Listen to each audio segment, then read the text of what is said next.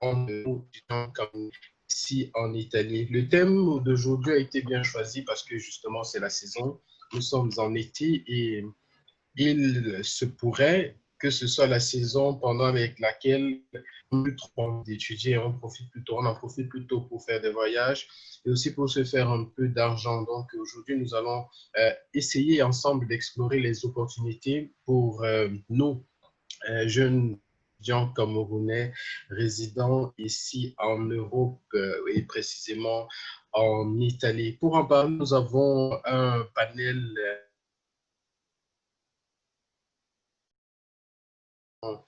personnellement pour être active et pour avoir des informations, ma foi, je dirais, chaque fois détaillées sur les sujets qu'ils développent parce que ce sont des personnes qui, je dirais, maîtrisent les sujets qu'ils développent. Je commence tout de suite par Farel, Petit Farel. Bonsoir Farel.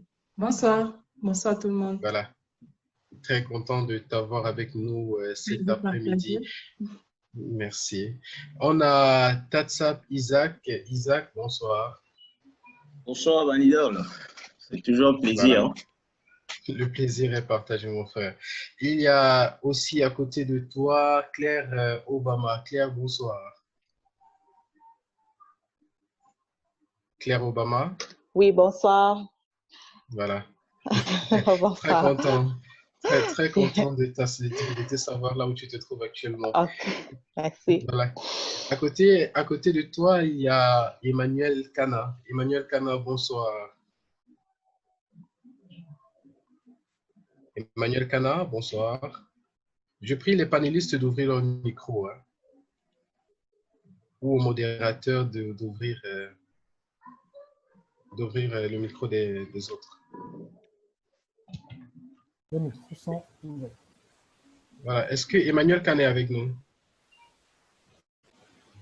Oui, je suis là. Ok, bonsoir Emmanuel Kana et merci d'être avec nous. On va tout de suite aller au coin droit de mon écran, au coin gauche, extrême gauche de mon écran, tout à côté de moi, Lorena Ibon. Bonsoir Lorena. Bonsoir Vanessa. Très content de te voir. Après tout le risque que je t'ai vu prendre quelque part sur les arbres quelque part. Très bien. Juste à côté, on a Claude Munga. Bonsoir Claude.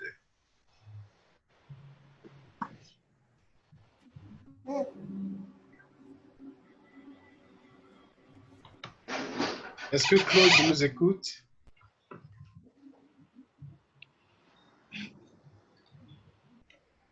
Claude Munga, je l'ai pourtant vu là quelque part. Munga, il est là avec nous. Je pense qu'il a. D'accord. À côté, on a Gomsi Dani. Gomsi Dani. Bonsoir. Bonsoir tout le monde. Voilà, bonsoir Dani. Voilà, très content de t'avoir parmi nous en cet après-midi. Pour terminer, on a personne d'autre que Cam chez Michel. Bonsoir Michel, est-ce que tu es avec nous?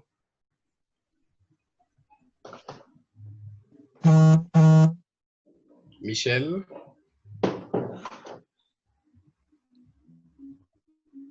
Est-ce que Michel nous écoute? Donc, jusqu'ici, je n'ai pas eu de réponse de Claude et de Michel. Alors, on va tout de suite mettre les pieds dans le plat. Hein. On va essayer d'explorer les opportunités qu'on puisse avoir dans différents domaines lorsqu'on est résident, lorsqu'on est étudiant ici en Italie. Quelles sont les opportunités qu'on a? Qu'est-ce qu'on peut faire pendant l'été précisément ou alors même, parce que j'en ai rencontré des étudiants qui travaillent tout au long de l'année. Je vais commencer par une dame, Farel. Est-ce que Farel est là? Bien sûr, je suis là. Voilà, merci bien Farel. Alors, quand on dit opportunité pour les jeunes, qu'est-ce que ça te dit? Est-ce que ça te parle en été précisément? Voilà, tout d'abord, je dirais que ça dépend de tout chacun parce qu'il y a des personnes qui veulent bien, qui aiment bien travailler en été. Par contre, il y a d'autres qui préfèrent se détendre, profiter un peu, se déstresser, se relaxer. Pour moi, opportunité, en fait, c'est en fait le fait de pouvoir en fait de vouloir et de pouvoir enfin se trouver un petit job ou un petit quelque chose à faire pendant les vacances d'été. Donc, pour moi, c'est ça en fait. Ok. Et sur le plan personnel, est-ce que tu as eu des expériences depuis que tu es là? Est-ce que tu as fait la même chose? Est-ce que tu as eu à faire plusieurs choses? Bien évidemment, oui, j'ai eu des expériences de bonnes et de mauvaises. Et voilà, je dirais que de la première année quand je suis arrivée, bon, moi j'ai toujours voulu travailler en fait. C'est peut-être bien comme ça peut ne pas être bien, mais j'ai toujours voulu travailler. Du coup, les premières vacances d'été que j'ai eu à travailler. Pour moi, ça n'a pas été très difficile de trouver un boulot. Bon, je partagerai avec vous mon expérience, comment j'ai fait, comment j'y suis parvenue. Et je dirais que, en fait, peu de temps avant, plus que juin et juillet sont des mois consacrés à des examens. Peu de temps avant de finir mon programme, c'est-à-dire quand je me rendais compte que j'étais à envoyer en fait des offres d'emploi, en fait, à répondre à des offres d'emploi. Et parce que j'avais déjà créé un CV que j'avais fait bien avant, parce que, disons, cette période-là, on est tous à faire des examens, à se préparer pour les deux. Du coup, mon CV, je l'ai fait bien avant, c'est-à-dire pendant la période des cours, c'est-à-dire avril, mai, voilà. Et pour faire un CV, pour faire un bon CV, il ne faut pas tout dire seulement la vérité. Parce que, voilà, malheureusement, malheureusement, ils cherchent en général des personnes avec un minimum d'expérience. Et dans mon CV, j'ai remarqué qu'en disant seulement que tu as des expériences peut-être venant du Cameroun, puisque j'avais fait à peine 1 an sur le territoire, tu es moins contacté, ou pour ne pas dire que tu n'es pas contacté. Donc, j'ai dû mentir, j'ai dû mettre des expériences que je n'avais pas, tout en me renseignant plus ou moins pour chercher à savoir plus ou moins comment ça se passait, comment ça se déroulait, peut-être en disant, par exemple, que j'ai été femme de chambre dans un hôtel, je cherchais pour savoir plus ou moins comment ça se passe, quel est le rôle en fait d'une femme de chambre dans un hôtel de lieu, comment de l'intérieur serait interpellée. Je ne resterai pas bouche bée, j'aurai au moins quelque chose à dire, quelque chose à répondre, plus ou moins sur le travail, sur le rôle et comment ça se passe. Donc, plus ou moins, c'est comme ça que ça a été pour moi. Du coup, avec un peu de chance, j'ai trouvé un boulot très rapide avant même août, c'était en fin juillet, si je me rappelle bien, et de la partie, quoi. Donc, Pour Farhel, on retient qu'il est important de se préparer en fait à la recherche du travail, notamment en enseignant sur les différentes possibilités et aussi sur ce qui pourrait améliorer la qualité du CV. Je connais avec Claude qui, depuis que je le connais, tous les étés, il est dehors. Claude, ton expérience, quand on dit job d'été pour toi, qu'est-ce que ça te dit? Claude Monga, je le vois là à l'écran.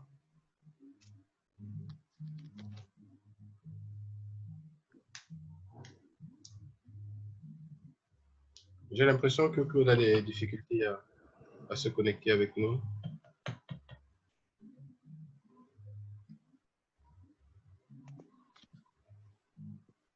Claude.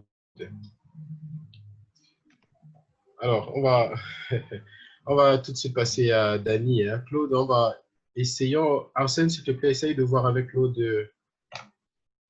à travers la régie si tout va bien de son côté, parce que j'ai l'impression qu'il ne nous reçoit pas.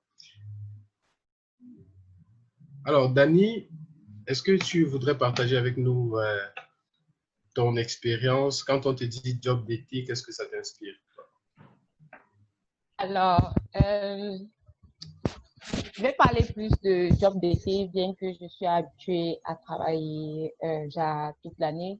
Mais avant, quand j'étais plus focalisée, on va un peu dire, plus sur les études, oui, j'ai eu à faire des jobs d'été. Et j'ai remarqué que normalement, le meilleur moment pour déposer les CV sur les sites, parce qu'en personne, moi, j'ai pas vu comment on appelle ça, de retour positif. Donc, pour déposer sur les différents sites, surtout pour l'été, c'est mars, avril.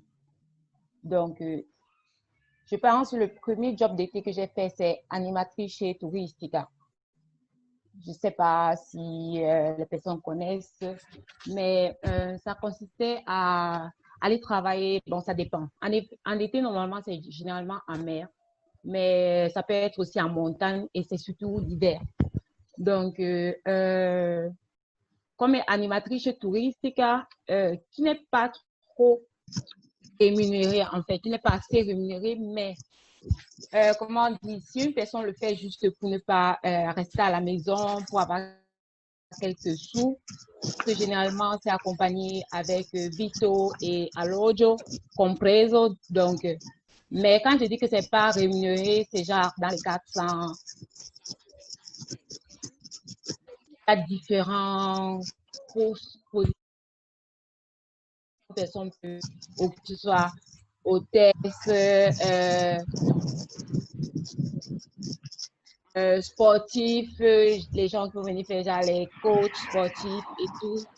Donc, est-ce que pour toi, il a été nécessaire, est-ce qu'il a été nécessaire pour toi d'avoir de l'expérience pour pouvoir accéder à ce boulot? Non, non. Généralement, pour animatrice touristique, vous allez voir beaucoup, quand vous allez peut-être partir à l'interview, vous allez voir que on prend plus les jeunes, vraiment jeunes, à peine sortis du lycée, genre 19 ans, 20 ans.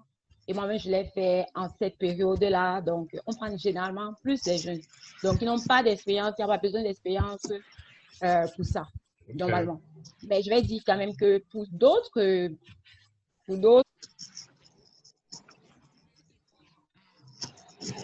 on a des difficultés. Je vais demander, Arsène, est-ce que tu peux couper les autres micros, s'il te plaît?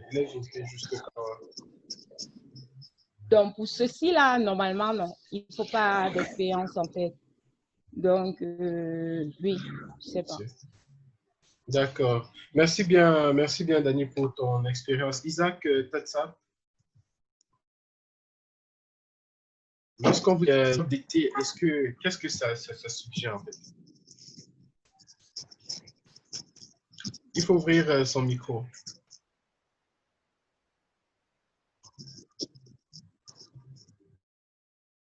Excuse-moi encore. Bonsoir encore à tout le monde. Je disais tantôt que ça prend en considération un grand nombre de paramètres. Ouais. J'aurais bien voulu que le thème d'aujourd'hui soit plus ou moins orienté dans le sens de la vision des organisateurs, en mettant en quelque sorte quelques grandes lignes qu'il fallait suivre, mais qu'à cela, c'est toujours une bonne chose d'avoir des pour dire, de ma modeste contribution, j'aimerais plus ou moins donner mon point de vue d'abord sur le prisme de l'objectivité et sur le prisme de la subjectivité, c'est-à-dire le sujet, et par la suite des paramètres qui ne dépendent pas de toi précisément. Et bon, bref, vous savez, on vit dans un monde qui croît à la vitesse de la lumière, qui change pratiquement à la vitesse de la lumière. Mais il n'y a que deux constances qui ne changent pas, si vous observez parfaitement. C'est le principe et le pouvoir de choisir que chacun de nous a. Mais les pratiques, quant à elles, peuvent et doivent changer parce que cela résulte de l'héritage qu'on doit léguer, c'est la façon de faire, c'est-à-dire nos choix et le comportement qu'on a. Qu'est-ce que je peux encore dire d'autre d'abord d'entre les jeux? Alors, vous savez, quand on arrive ici, là, Isaac, s'il te plaît, excuse-moi de te couper, mais je vais demander à Joanne de couper son micro, pardon. Gefak Joanne, merci de couper le micro.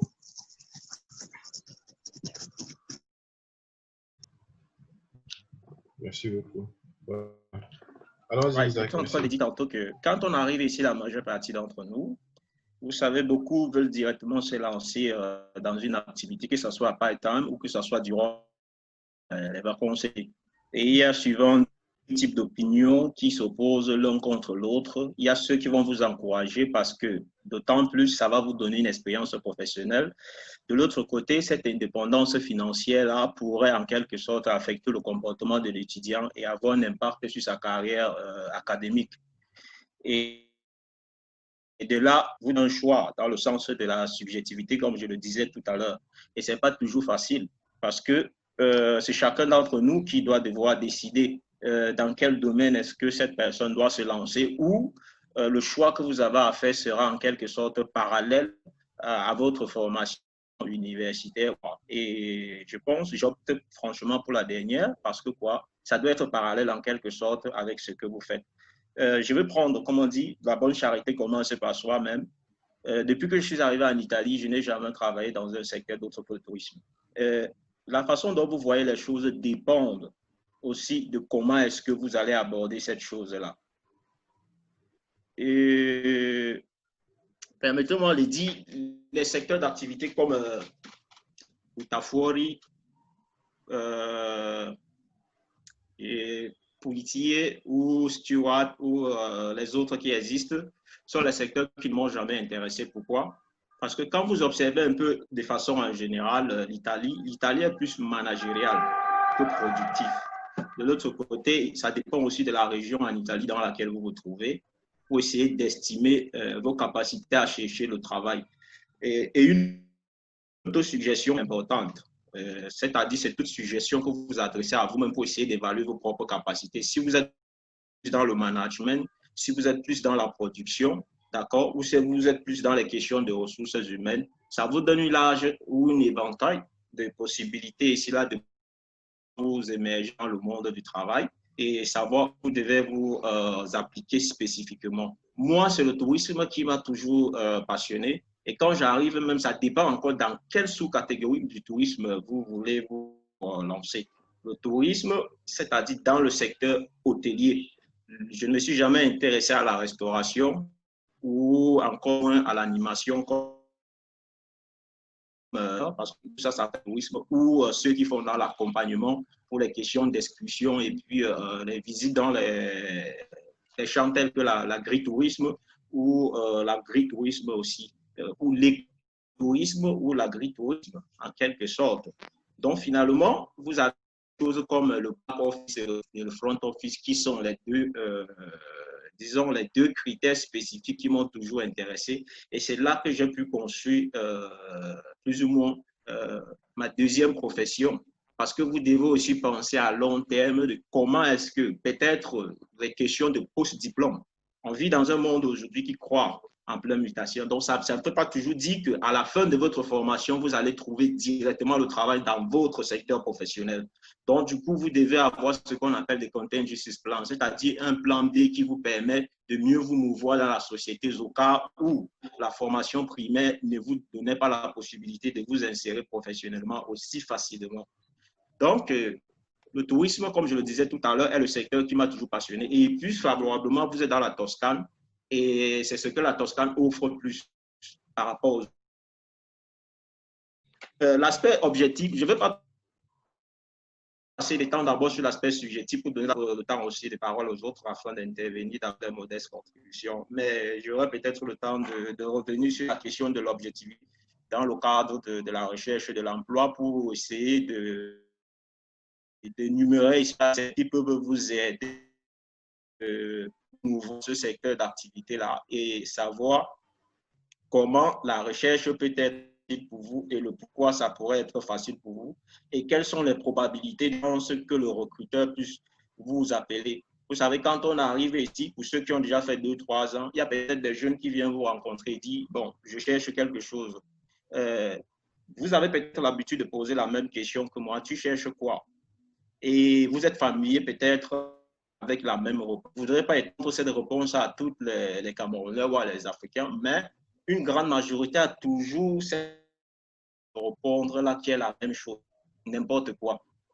Vous ne pouvez pas chercher n'importe quoi, parce que si tu cherches n'importe quoi, tu vas avoir du n'importe quoi. Et ce n'importe quoi là va te donner du n'importe quoi. Donc, si je comprends bien, si je veux bien comprendre, Isaac, il est important déjà à la base choisir de façon objective, donc de Subjectif se faire d'abord, en quelque sorte de subjectif. Moi, je Ouais, parce que c'est pensais la plutôt passion. que, ok, donc je pensais plutôt qu'il était question ici de se choisir un plan de carrière en mettant, par exemple, les recherches de travail comme en allant vers ses passions, si c'est bien ce que vous dites. Alors, si tu Donc, prends par exemple, je ok, prends par exemple maintenant dans l'aspect objectif. Prenons deux ok, candidats pour essayer d'énumérer ça de façon un peu plus simple. ok, Le candidat X, qui a par exemple une expérience comme Boutafori, comme Camerieri, comme Lavapiatti ou comme Stewart. Et vous avez le candidat Y qui a comme expérience Camerieri. Maintenant, posez-vous la question. De ces deux-là, qui a plus de probabilité de chances de trouver un boulot durant l'été? Certainement, les gens vont plus pencher pour le premier candidat, mais ce n'est pas ce qui est vrai. Ceux qui ont ce qu'on appelle une expérience plus sur le terrain vont plus se pencher pour le candidat B. Pour quelle raison?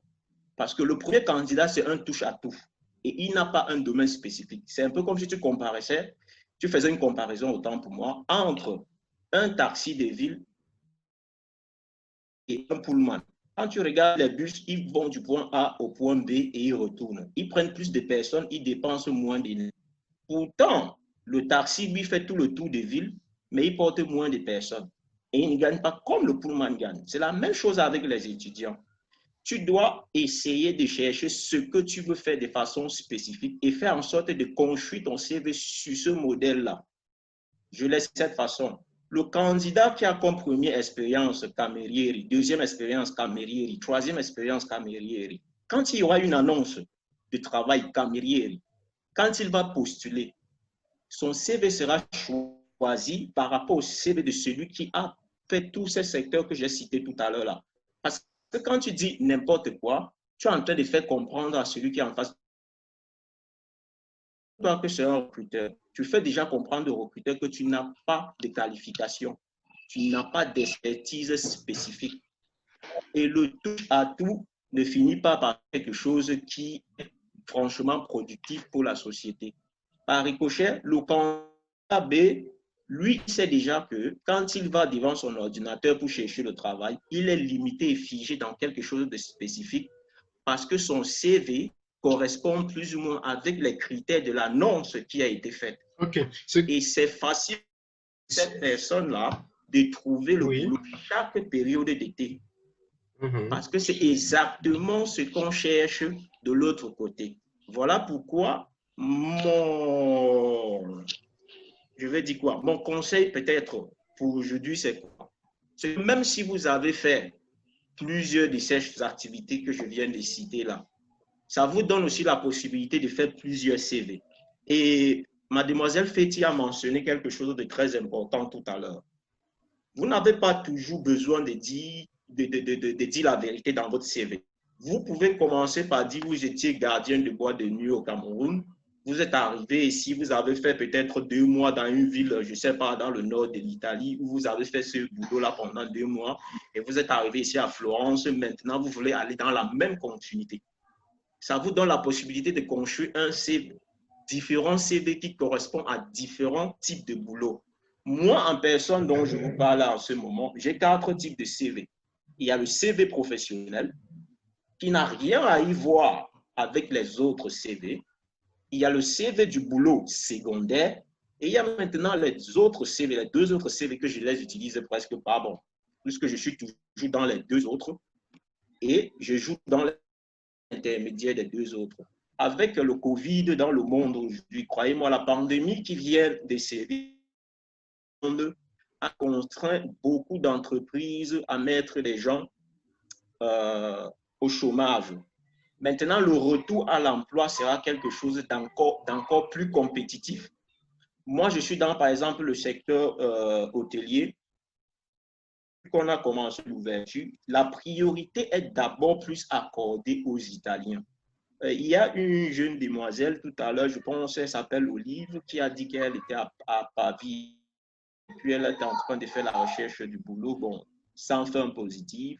Ce n'est pas parce que il n'y a pas de travail, il y a le Mais il faut aussi partir de thèse que la volonté politique au niveau de l'Union européenne aujourd'hui, bien qu'on ne manifeste pas ça de façon spécifique, mais si vous allez sur le site de l'Union européenne et que vous lisez les règles qui régissent ici la législation du travail, vous constaterez que la priorité est d'abord donnée aux nationaux.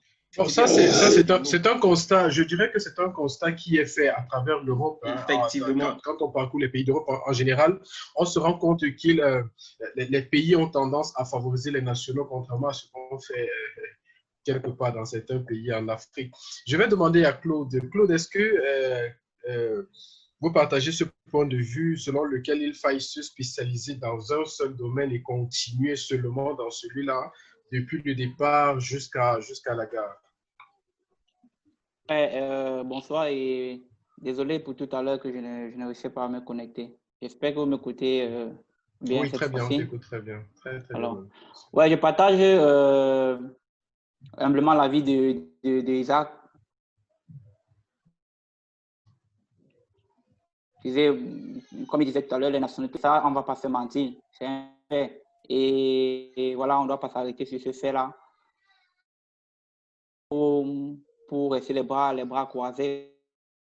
Vous savez, si vous avez un boulot et que vous aimez vraiment le boulot, si vous voulez évoluer dans ce boulot, vous allez le faire. Ça dépend de comment est-ce que vous prenez ce boulot. Comment est-ce que c'est une activité où vous projetez dans le futur à faire ce boulot, ou bien c'est une activité juste qui va vous reporter quelque chose pour un job d'été, comme était le sujet de notre rencontre aujourd'hui. Donc, voilà, pour ne pas faire long, je vais dire, Isaac a entièrement raison, mais avec des réserves, moi je dis toujours, si quelqu'un manifeste vraiment un désir d'avancer, d'évoluer dans une activité et qu'il s'y mette, il va y arriver, même avec la reconnaissance. Comme on dit, il y a beaucoup vous avez beaucoup de détracteurs, mais il y en a qui reconnaissent quand même la compétence dont vous méritez. Ok. Non, parce que en fait, ce que je voulais comprendre, Claude, c'est il a parlé tout à l'heure d'un aspect assez important qui était celui de. Je vois qu'il y a Yannick qui veut prendre la parole. On va donner la parole tout à l'heure. Je disais, il y a cet aspect selon lequel il faudrait se spécialiser dans un domaine, le choisir et y rester. Donc, ne pas chercher à être un touche-à-tout. Est-ce que cet avis est partagé? Ouais, je partage l'avis d'Isaac parce que, bon, j'ai fait diverses activités. Bon, j'ai fait beaucoup d'activités quand je suis arrivé. Depuis 2015, je suis entré dans le monde du boulot, partant des policiers jusqu'au caméra que je fais aujourd'hui. Je suis passé à l'hôtel, j'ai fait le lavapiatti, j'ai fait d'être les policiers. Et j'ai dit, plus vous prenez de l'expérience dans une activité, plus vous êtes convoité. Lorsque vous faites 5 ans, vous avez de l'expérience dans ces 5 années d'expérience, 5 années pour vous dire un peu, pour prendre un exemple palpable de l'activité que je mène tous les jours. Celui qui ouvre la bouteille de vin tous les jours pour servir à un client n'est pas le même que celui qui l'a fait 1 an et après il a sauté je ne sais pas combien d'années pour refaire cette activité. Parce que dans le même présent, dans l'activité, la gestuelle, il y a le comportement de vos clients, il y a beaucoup de choses avec. C'est dans mon activité. Et voilà, j'ai suivi la deuxième partie de l'argumentaire d'Isaac et j'aimerais vraiment apporter une autre, comment dire, appuyer l'idée selon laquelle le marché de l'emploi est très, très rude. Et pour donc avoir sa place, il faut donc se former à partir des petits cours parfois qui ne coûtent rien. C'est-à-dire ça ne coûte rien. Si vous visitez par exemple le site de la commune, vous verrez qu'il y a des cours qui sont dispensés, sauf qu'il va falloir être résident. Donc, les nouveaux, il faut que quand ils arrivent, ils pensent aussi à la résidence, comment est-ce qu'ils font pour s'intégrer très vite, rentrer dans ce genre de programme et pour pouvoir bénéficier des formations gratuites, parfois que la région Toscane ou bien la commune propose. Et Et dès que vous avez ces cours, parce que généralement, les offres de formation sont faites pour le besoin. Parce que ça veut dire, si on a une formation, ça veut dire ils ont besoin. Or, si nous, on va chercher le boulot dans des domaines où on n'a pas besoin, c'est clair qu'on ne trouve pas. Donc, si on regarde, on se focalise dans les domaines où vous voyez qu'il y a les formations, vous faites ces formations, généralement, les entreprises où vous allez peut-être faire vos stages vont vous retenir. Ils vont vous retenir, ça c'est clair. Donc, c'est juste pour parler de manière un peu plus professionnelle. Mais si c'est pour des petits jobs comme nettoyage, même pour le nettoyage, je vous rassure, il y a des cours. Celui qui vient présenter un CV qu'il a fait à des toiles policiers, sans joindre une attestation de qualif ou de qualification qu'il a suivi ce cours, il est moins crédible que celui qui fait et joint l'attestation. Donc, vous voyez un peu, parce que, beaucoup de jeunes, ils me contactent, me disent, voilà, Claude, je cherche quelque chose. Je dis oui, c'est vrai, mais c'est pas seulement peut-être dans le caméra que moi, je vais peut-être faire caméra parce que ça me plaît, mais il y a beaucoup d'autres choses que tu peux, par exemple, faire. J'ai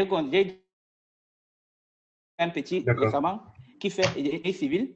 Ingénierie civile, il dit, bon, quand je regarde dans ingénierie civile, il y a des cours, par exemple, comme Imbianchino, c'est-à-dire pour peindre, qui ne coûtait rien. Je vais envoyer le lien, ça coûtait un peu comme 200 € pour la formation, pour peindre l'intérieur des maisons. Et c'était un cours qui est financé toujours par une région, mais pas de cette région. Mais ça existe quand même ici aussi à Florence. Donc, lorsque vous faites ingénierie civile et que vous allez peut-être suivre un cours comme Imbianchino, là, c'est pour chercher le boulot après, mais ça reste aussi un bien personnel. Parce que demain, il pourrait arriver que vous devez peindre votre maison. Et les 200 € que vous avez payé pour cette formation, vous éviterez de donner à un technicien, peut-être à un peintre. Donc, beaucoup de gens voient peut-être l'aspect financier à ne pas dépenser pour faire... Mais il faut aussi, si je comprends bien ce que vous dites, Claude, il faut considérer aussi l'aspect formation et surtout choisir, je crois, parce que quand vous avez l'exemple pris, c'est celui d'ingénierie civile et le cours de peintre qui n'est pas très loin, donc rester un peu pas très loin de son domaine d'études pour avoir de l'expérience. Merci bien, Claude. Je vais passer rapidement la parole à Yannick qui avait peut-être quelque chose à dire. Rapidement, Yannick, parce qu'on va continuer. Je vais aller plus dans le cas de Isaac tout à l'heure qui par rapport à une formation. Il disait qu'il faut être calé sur une formation. Et il a pris 2 exemples, le travailleur X et le travailleur Y. Là-bas, moi, je dirais que je ne suis pas trop d'accord parce que je vais prendre l'exemple sur moi. J'ai, par exemple, un diplôme de technicien supérieur en chaudronnerie et tuyauterie pétrolière. J'ai un diplôme d'ingénierie de travaux en métallurgie. Je suis en train de finir une magistrale en lauréat, en gestionnaire, ingénierie gestionnaire.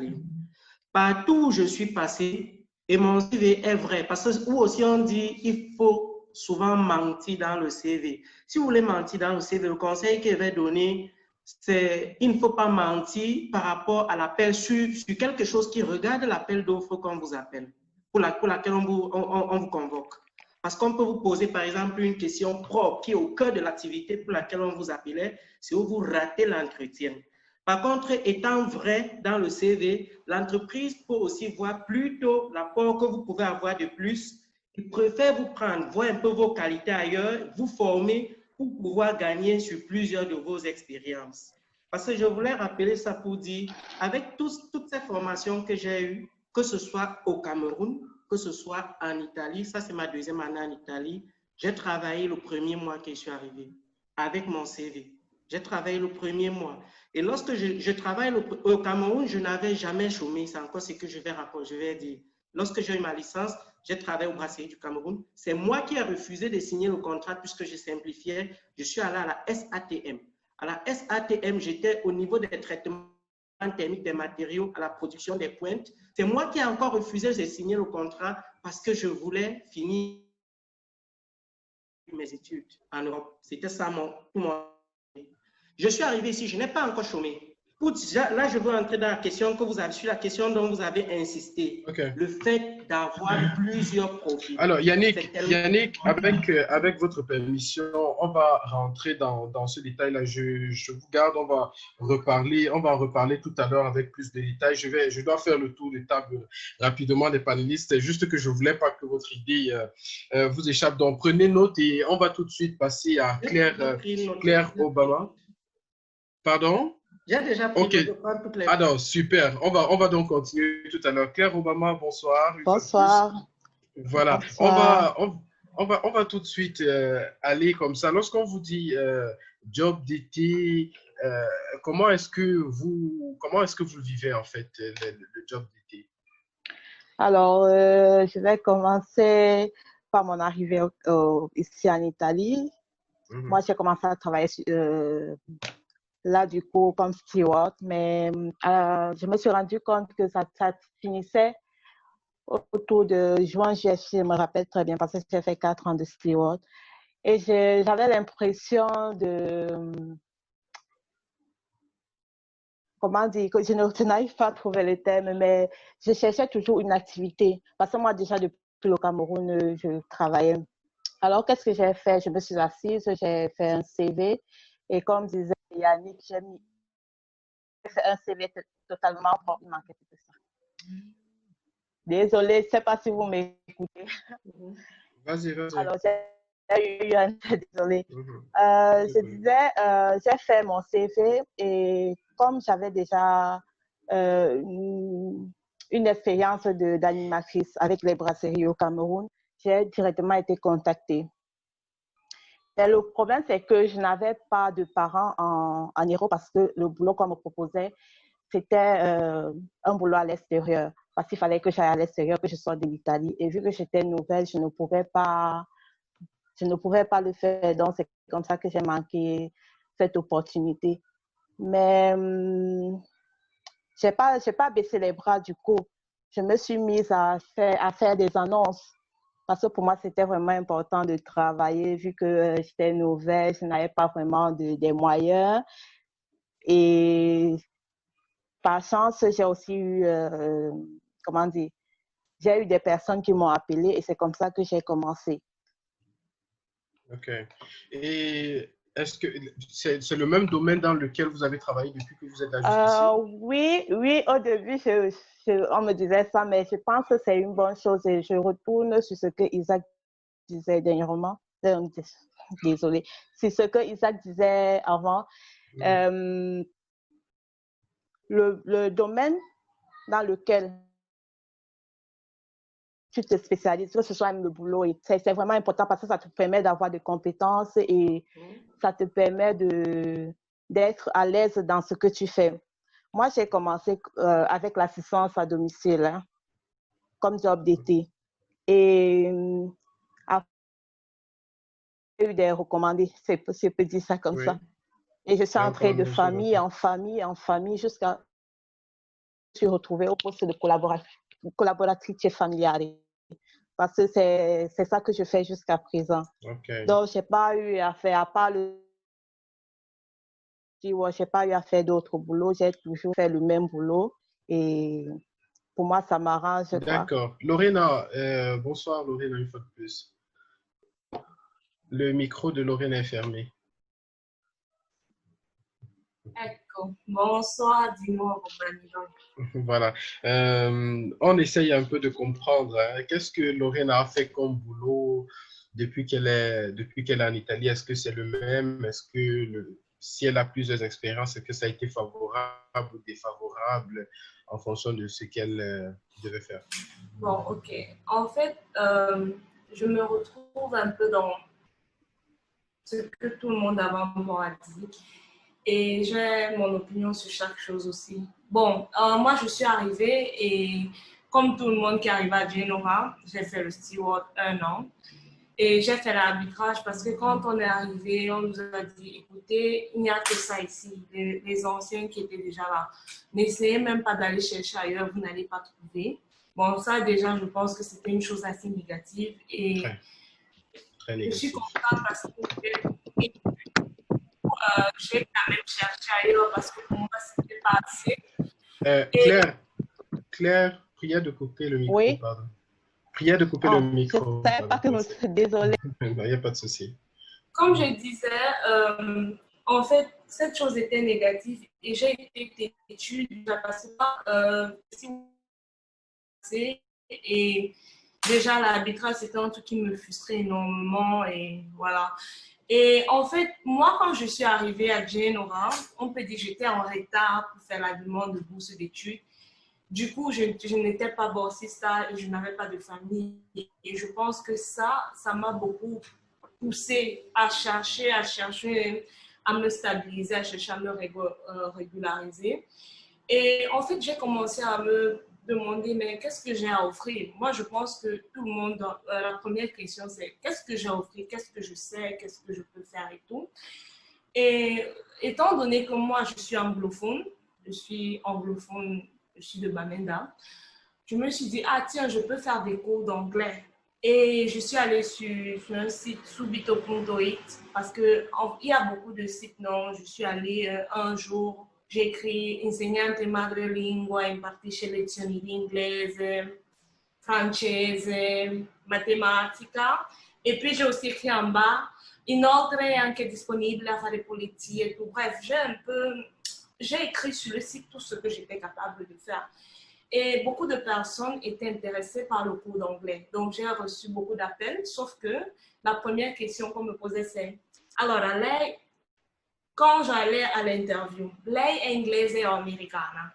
Parce que me voyant noire, ils se sont dit, OK, si c'est une noire qui veut donner des cours d'anglais, soit elle est anglaise, soit elle est américaine. Et moi, au début, je disais, non, sono dal Cameroun. La ricontattiamo.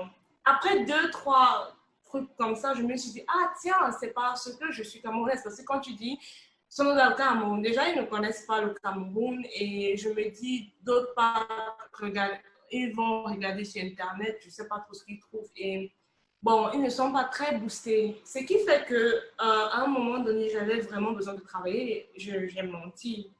Une fois, un monsieur m'a demandé, lei è inglese o americana? J'ai dit, sono inglese.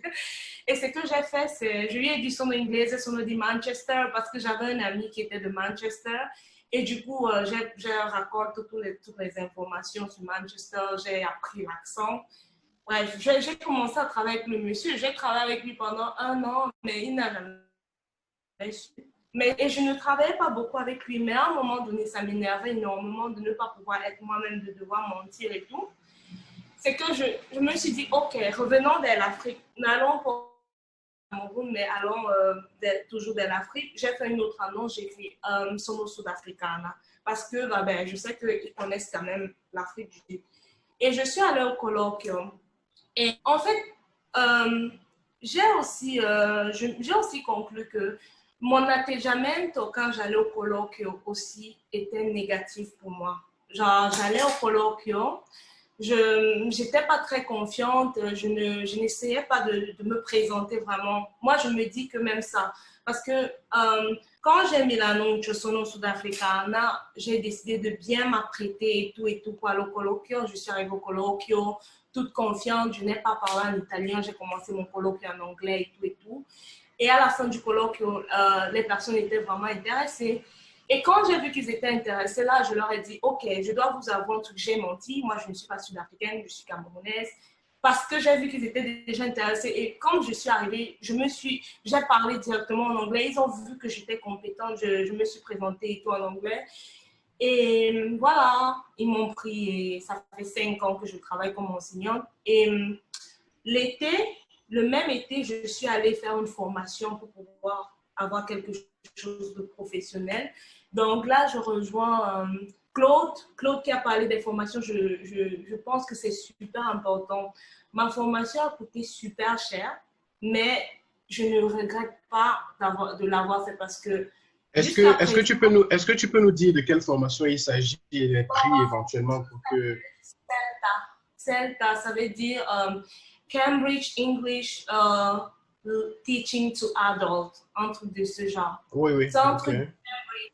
Ça s'appelle CELTA et ça coûtait 2500 € par là. Entre inscription et cours. mais c'est un truc, c'est international en fait. Dès que tu as ça, tu peux travailler n'importe où, dans n'importe quel pays. En Europe, tu arrives, tu as ton CELTA, you're good to go. Et c'était une très, très bonne formation, je trouve, parce que là, on t'enseigne à enseigner. Et là, moi, j'ai appris à enseigner l'anglais en faisant cette formation de CELTA. Mais avec ça, on m'a permis d'enseigner d'autres choses. Et aussi avec le fait qu'à l'université, j'étais inscrite en Química. J'ai fait des projets où j'enseignais des matières scientifiques en anglais, comme la chimie, la biologie, chaîne, c'est des trucs comme ça. Donc, ici, je ne suis pas trop d'accord avec celui qui a dit qu'il faut se concentrer sur un domaine parce que le fait d'avoir quelque chose d'autre qui était la chimie dans ma vie m'a permis de travailler dans d'autres secteurs où, oui, je travaillais en anglais, mais je n'enseignais pas l'anglais, j'enseignais d'autres choses. C'est biologie, tout ça en anglais. Donc, voilà. Et jusqu'à aujourd'hui, je suis enseignante et voilà, ça fait 5 ans et je me dis que mon CV s'est rempli entre-temps et voilà. Donc, très belle expérience, Lorena, merci. Je crois que c'est assez riche de partager, enfin, ton expérience est assez riche et elle permettra peut-être à quelqu'un d'en prendre quelque chose et d'apprendre, parce que c'est assez particulier, trouver des personnes qui enseignent, trouver des personnes qui investissent autant dans une formation, je pense que c'est quelque chose aussi à saluer. Alors, on va tout de suite continuer notre échange. Je vais me retourner. Voilà. Est-ce que Michel, finalement, est arrivé? Michel.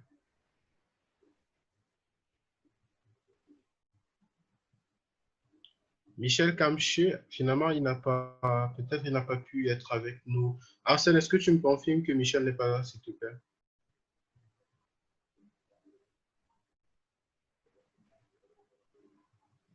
Alors, je ne vois pas Michel. Non, je ne pense pas qu'il est. Je ne pense pas qu'il soit là. D'accord. Emmanuel Cana, bonsoir une fois de plus. Bonsoir les amis. Désolé, je ne veux pas mettre la vidéo parce que je suis avec l'enfant. Il fait un tas de problèmes. Je veux parler sans mettre la vidéo parce qu'il me fait des misères. Donc, je veux parler sans mettre la vidéo. D'accord, il n'y a pas de souci, Emmanuel. L'essentiel, c'est qu'on comprenne ce que vous aurez à dire. Alors, lorsqu'on dit job d'été, est-ce que pour vous, ça a été facile d'en trouver? Est-ce que ça a été... il a fallu avoir une formation spécifique pour y accéder ou simplement vous êtes de ceux qui préfèrent faire les choses différemment, c'est-à-dire faire autre chose en été que de travailler? Bon, moi, je veux parler de mes expériences aussi, juste ajouter un peu quelque chose sur ce que les gens ont déjà dit. Moi, je viens de Padova où j'ai fait un seul job d'été ici et à Florence, j'ai fait 2 jobs d'été, mais j'ai aussi travaillé dans des périodes que ce n'était pas en été.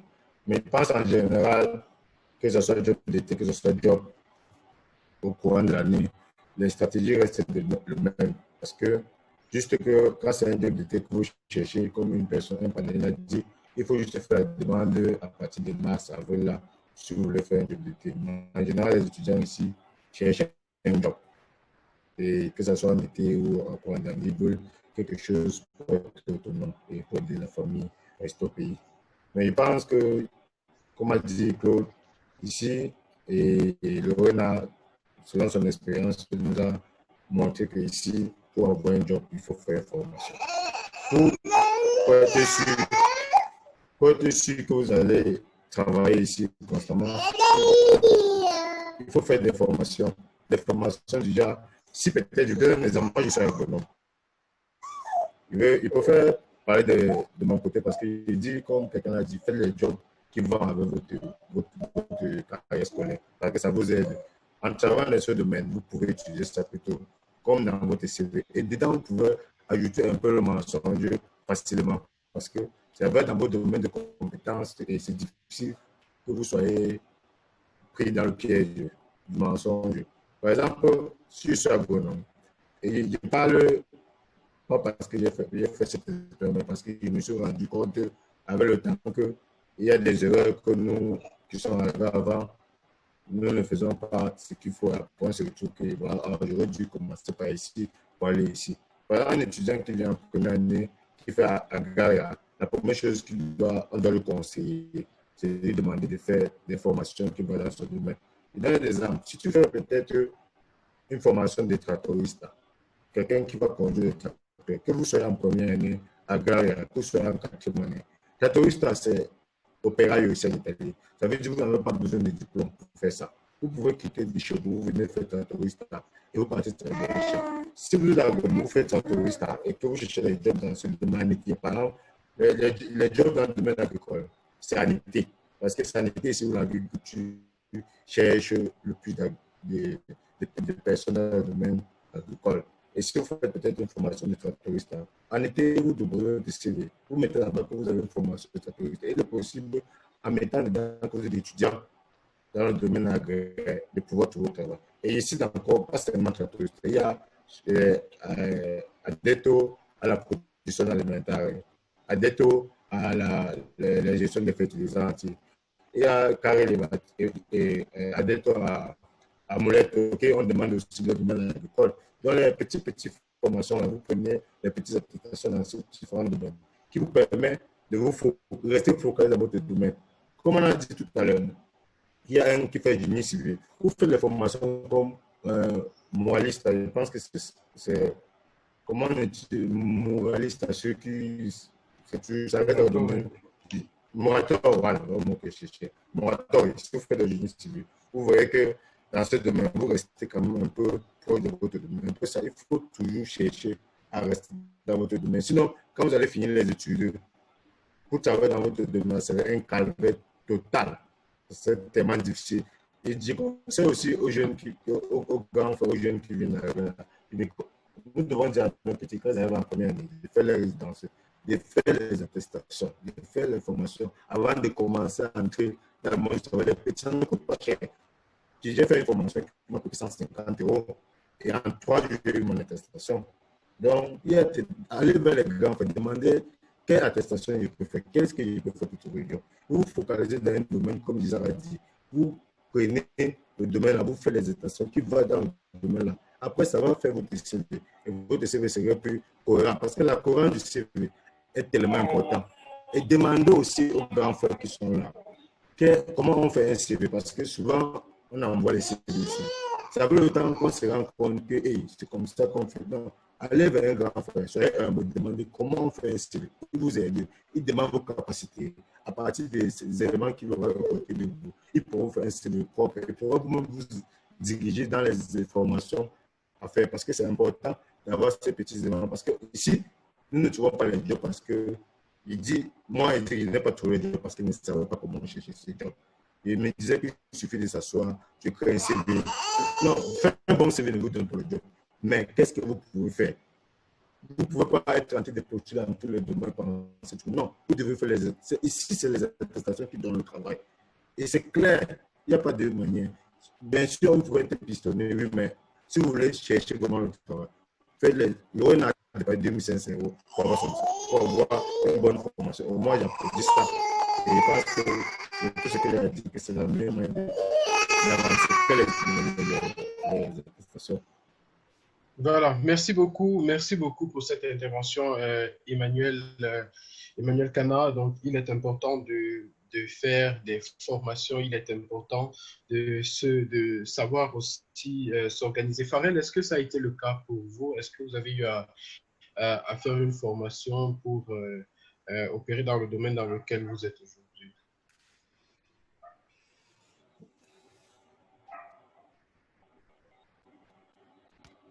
Farel? Moi, je l'ai écrit l'autre jour. Elle ne m'a pas répondu, mais elle a répondu à tout à l'heure. Son père, elle a répondu. J'ai appelé, elle n'a pas répondu, j'ai envoyé un message. On a quelqu'un qui est carrément hors de la réunion. Demander comment va la... Pas été super problème. Paille, qui est Paille? Paille, I don't know. Ok, Arsène, merci. Je vais demander à Farel. Farel? Est-ce que Farel est encore avec nous?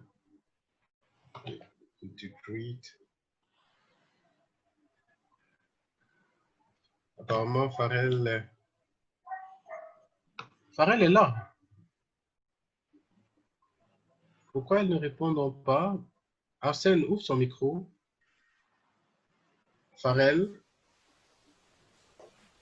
Le micro est fermé. Le micro de Farel est fermé. Farel, essaye d'ouvrir ton micro si tu nous écoutes. Je pense que tu peux le faire.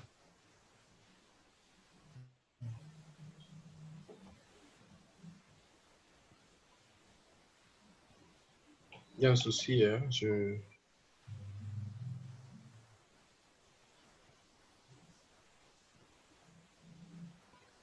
Farel, tu peux ouvrir ton micro.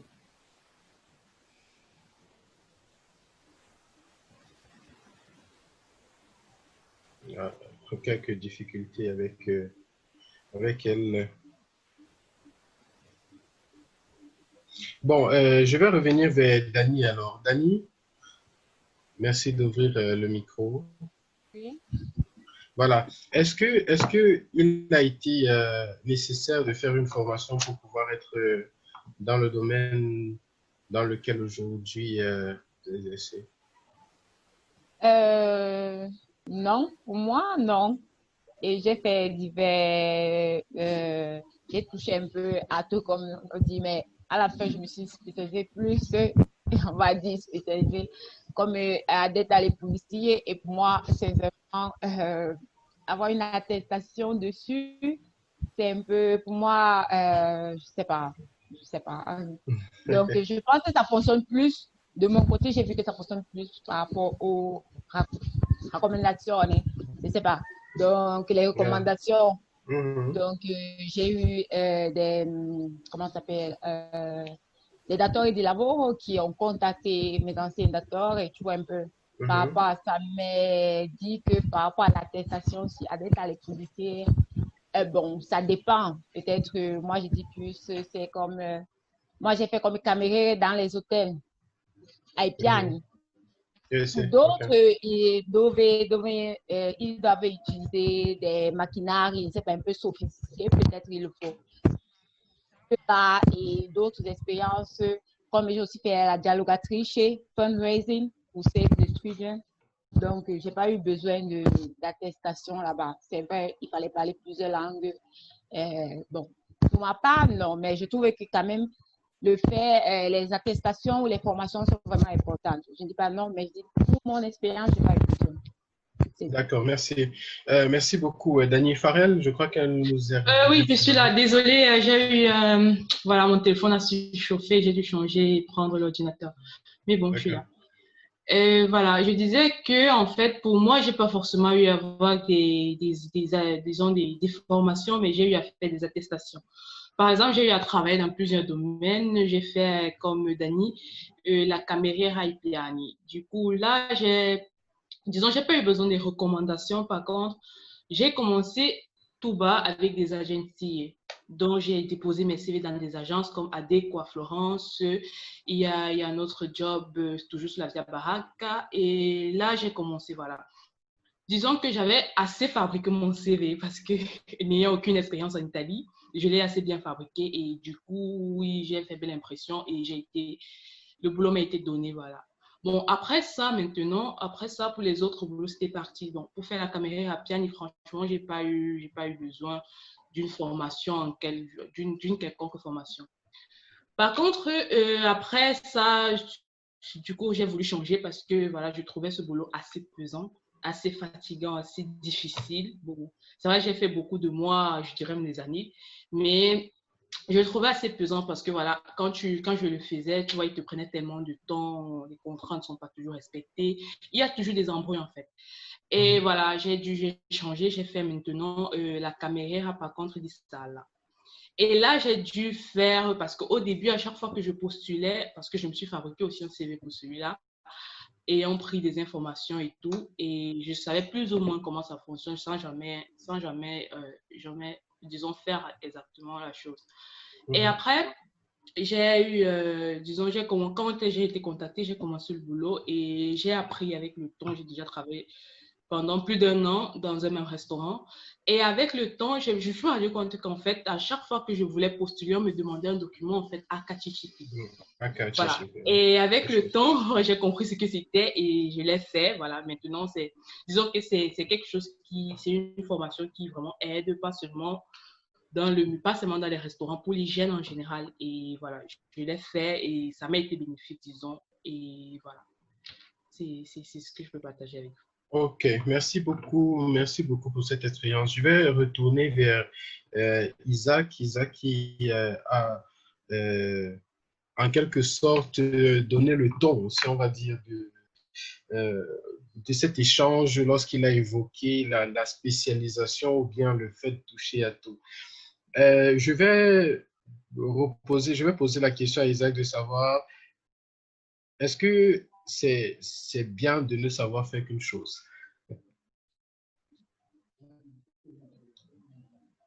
Il faut ouvrir le micro. Voilà, Okay. merci. Merci encore une fois de plus, Valida. C'est une question très importante, très, très importante. Mais je saurais répondre à cette question sans revenir sur l'intervention de Yannick et de Lorena. Parce qu'il se peut que ce que j'ai expliqué tout à l'heure concernant l'objectivité, dans le cadre de la recherche d'emploi a été mal perçu, ou peut-être je n'ai pas utilisé les termes appropriés pour mieux m'expliquer quand j'ai fait allusion à 2 individus candidats qui doivent postuler, disons, à une annonce d'offre d'emploi. Je faisais plus allusion à ce que j'appelle l'expérience professionnelle et non la formation professionnelle. Vous pouvez avoir plusieurs formations professionnelles, mais l'expérience professionnelle est ce qu'on regarde d'abord le plus. Le paradoxe réside à ce niveau-là. Et ça revient à répondre à la question que M. Wanko vient de poser tout à l'heure. D'accord. Donc, effectivement, il est important de faire la différence entre l'expérience professionnelle et la formation professionnelle. Parce que moi-même, j'ai un diplôme en économie d'entreprise obtenu à l'université Oman Bongo Ondimba de Libreville. Donc, du coup, vous comprenez que le sens du management, je l'ai appris pendant plusieurs années à l'université Oman Bongo Ondimba. Les questions de communication y entrent toujours dans le domaine d'économie, hormis de ma formation professionnelle qui est le domaine d'expertise et de compétences, qui est les questions d'ingénierie en environnement et forêt. Et par la suite, j'ai fait des formations dans l'utilisation des softwares de gestion hôtelière tels que Leonardo, tels que Cocktail, tels que Nukonga, tels que Scriptshop ou Opera, qui sont des softwares qu'on utilise dans le domaine du tourisme, en quelque sorte.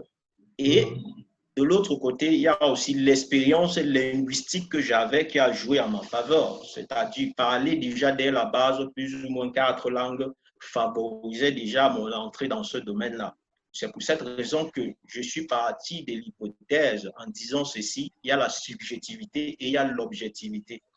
Parce que, un, c'est la passion et de l'autre côté, c'est les paramètres qui vont avec cette passion-là.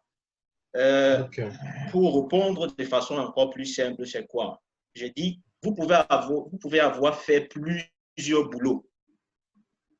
Évitez de mettre tous ces plusieurs boulots dans un seul CV.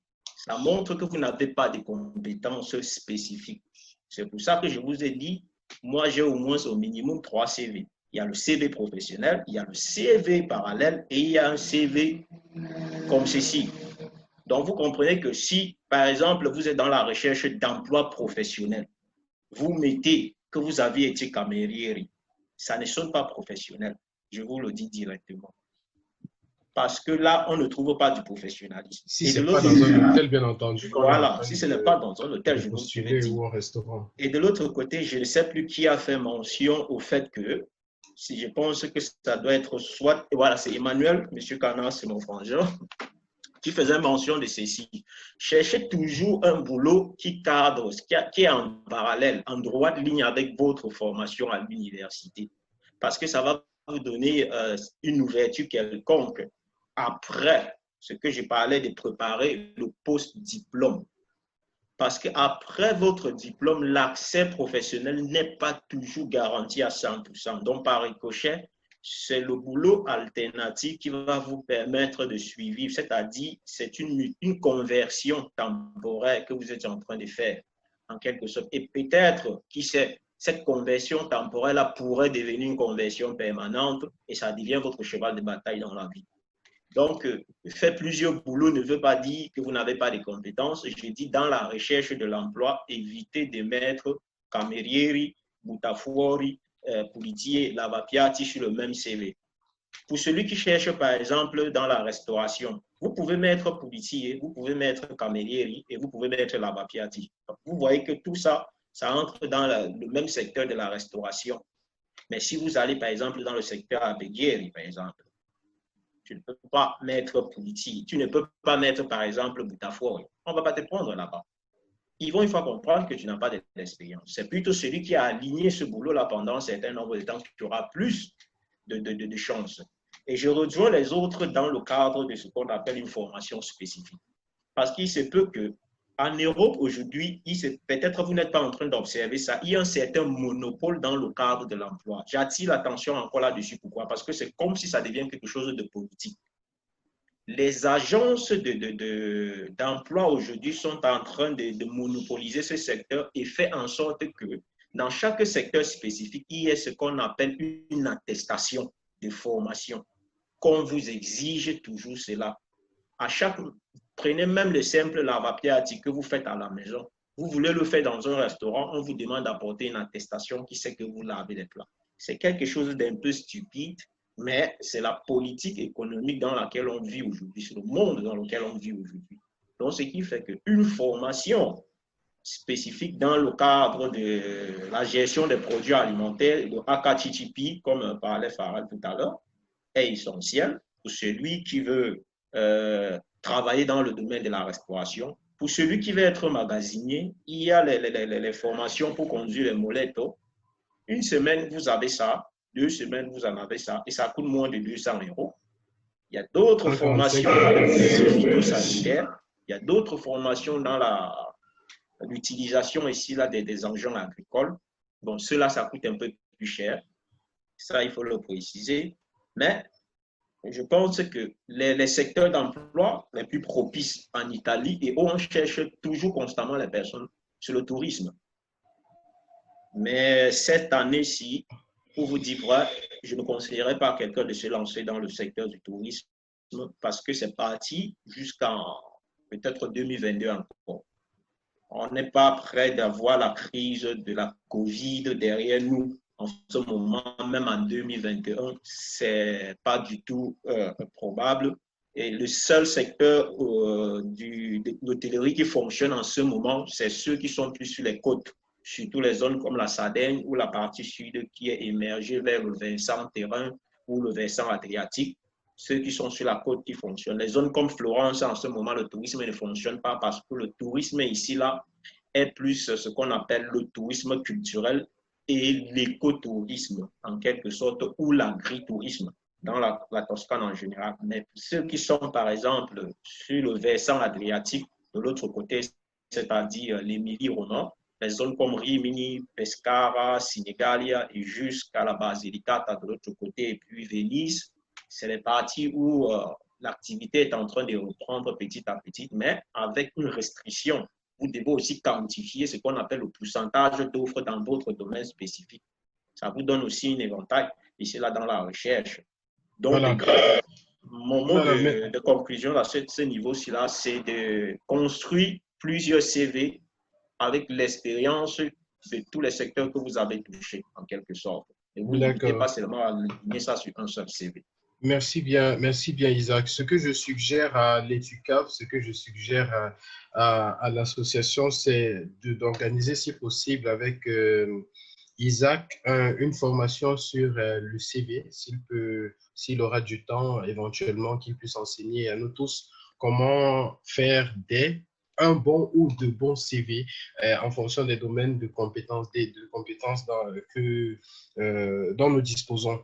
Alors, si on va se résumer jusqu'ici, je pense qu'il faille d'abord rappeler que nous sommes là dans le cadre d'un échange qui a été organisé par l'EDUCAF, l'Association des étudiants camerounais de Florence.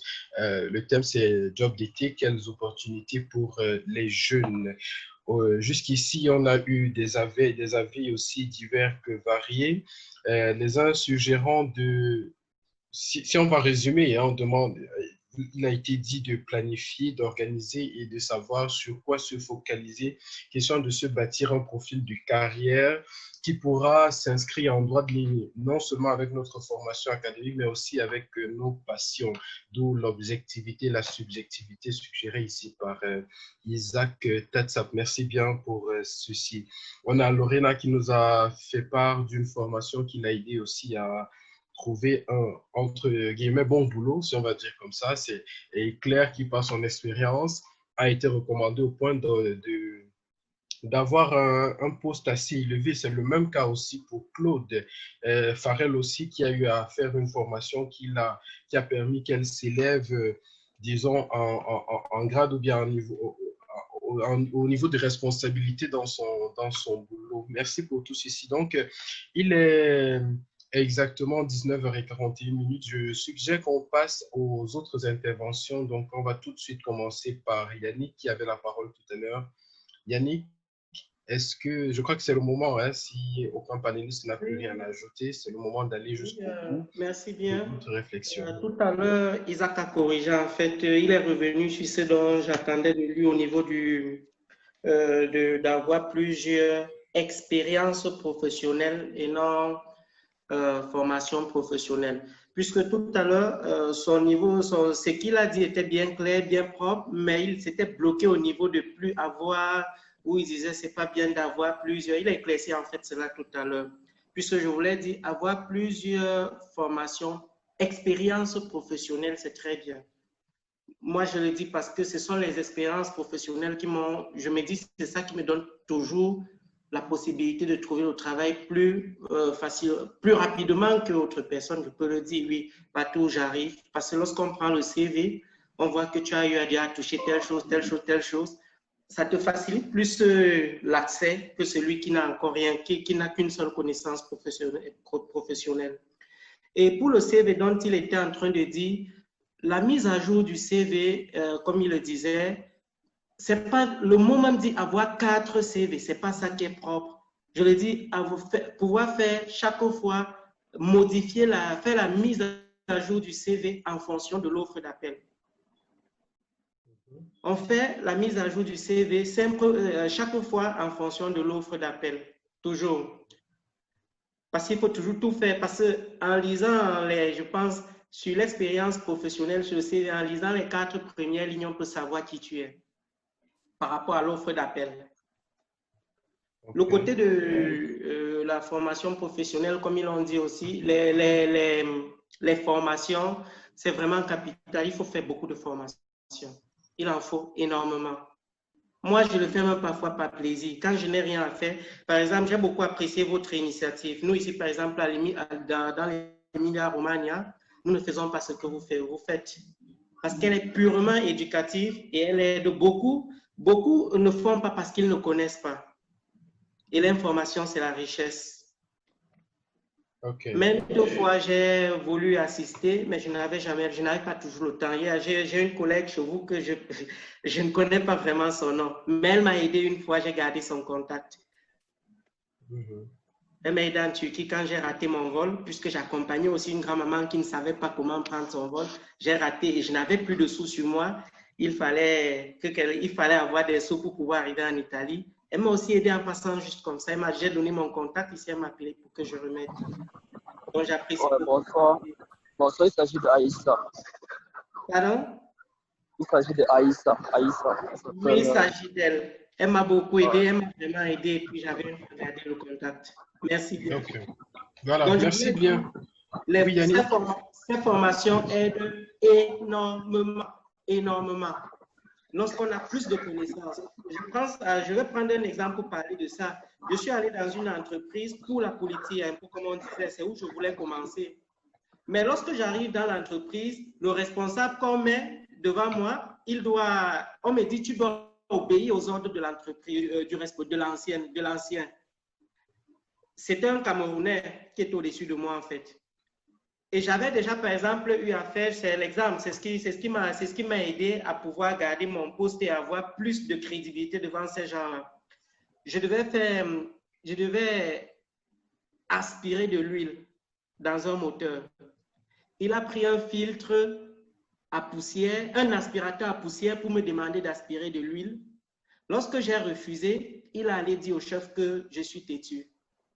Mais c'est quand j'ai démontré au chef qu'avec l'aspirateur à huile, on ne peut pas aspirer la poussière et j'ai justifié parce que j'avais une connaissance dans ce domaine que le chef en fait a compris que j'avais une connaissance dans le domaine et c'est où j'ai eu plus de facilité pour des jobs avec eux, à tel point que même étant à la maison, parfois ils appellent. Là, c'est parce que j'avais plusieurs connaissances. C'est pour ça que j'invite beaucoup de personnes, lorsque vous voyez des petites formations, vraiment n'hésitez pas de faire. Okay. Merci bien. Voilà, merci. Je vais, avant de prendre la question qui est là dans le groupe de chat, je vais passer la parole à Lorena qui avait quelque chose à ajouter. Bon, ok. En fait, quand Hassan m'a parlé de ce qu'on allait faire sur Zoom, j'ai fait une liste, en fait. Tu vois, j'ai essayé d'y penser. J'ai fait une liste de choses que je pense que les gens pourraient faire, par exemple, en été ou alors au cours de l'année. Et j'aimerais... et cette liste, je l'ai faite parce que, à cause d'expériences aussi d'autres personnes de mon entourage. Bon, si les nouveaux étudiants cherchent un job juste pour l'été, moi, ce que je peux proposer, par exemple, aux filles, les filles qui savent faire des tresses, elles peuvent en faire parce que je connais une fille, elle est allée sur Facebook Marketplace, elle a mis des photos de tresses en été, elle a mis des photos de tresses et tout, et maintenant, on la contacte de toute l'Italie. Chaque jour, elle voyage 7 jours sur 7. Elle va à Milan, elle va à Bologne, elle va partout, elle fait des tresses. Et après 3 mois, je vous assure que sa poche pèse vraiment pour l'été. Donc, les filles qui savent tresser, moi, je ne sais pas tresser. Et quand tu vas tresser des Italiennes, parce que ce sont les Italiennes qui te contactent, je pense que c'est au moins 100 € pour une tête. Donc, si quelqu'un va 5 jours sur 7, en un mois, ça fait déjà... près de 200 €, de 2000 €. Bon, j'ai écrit ça et j'ai écrit Glovo. Je ne sais pas si vous connaissez Glovo. Ici à Genova, il y a Glovo et beaucoup d'étudiants, même pendant l'année scolaire, réservent 2 à 3 heures pendant la soirée. Après, quand ils sont rentrés de l'école, ils essaient de faire Glovo. Glovo, c'est un truc pour livrer les repas à domicile. C'est la consigna. Et c'est vrai que ce n'est pas très bien payé, mais ça aide beaucoup. Je vois beaucoup de personnes que ça aide. Et là-bas, ils acceptent facilement. En fait, tu n'as pas besoin d'aller faire le colloque pour qu'on te donne un travail. Tu prends ton téléphone, tu tapes Glovo, tu mets tes documents, tu t'inscris et puis c'est tout. Et on t'envoie le sac et tout. Tu dois savoir pédaler par contre et voilà. Et puis, aussi online, je pense que online il y a aussi beaucoup de boulot. Il y a un site qui s'appelle Upwork, où beaucoup de personnes font des traductions de français en italien ou bien d'anglais en français, vice-versa. Même là-bas, c'est possible de trouver des choses si quelqu'un veut travailler en été ou bien même pendant l'année. Et pendant l'année, généralement, dans les universités, il y a les 150 de l'université que des jeunes étudiants peuvent faire.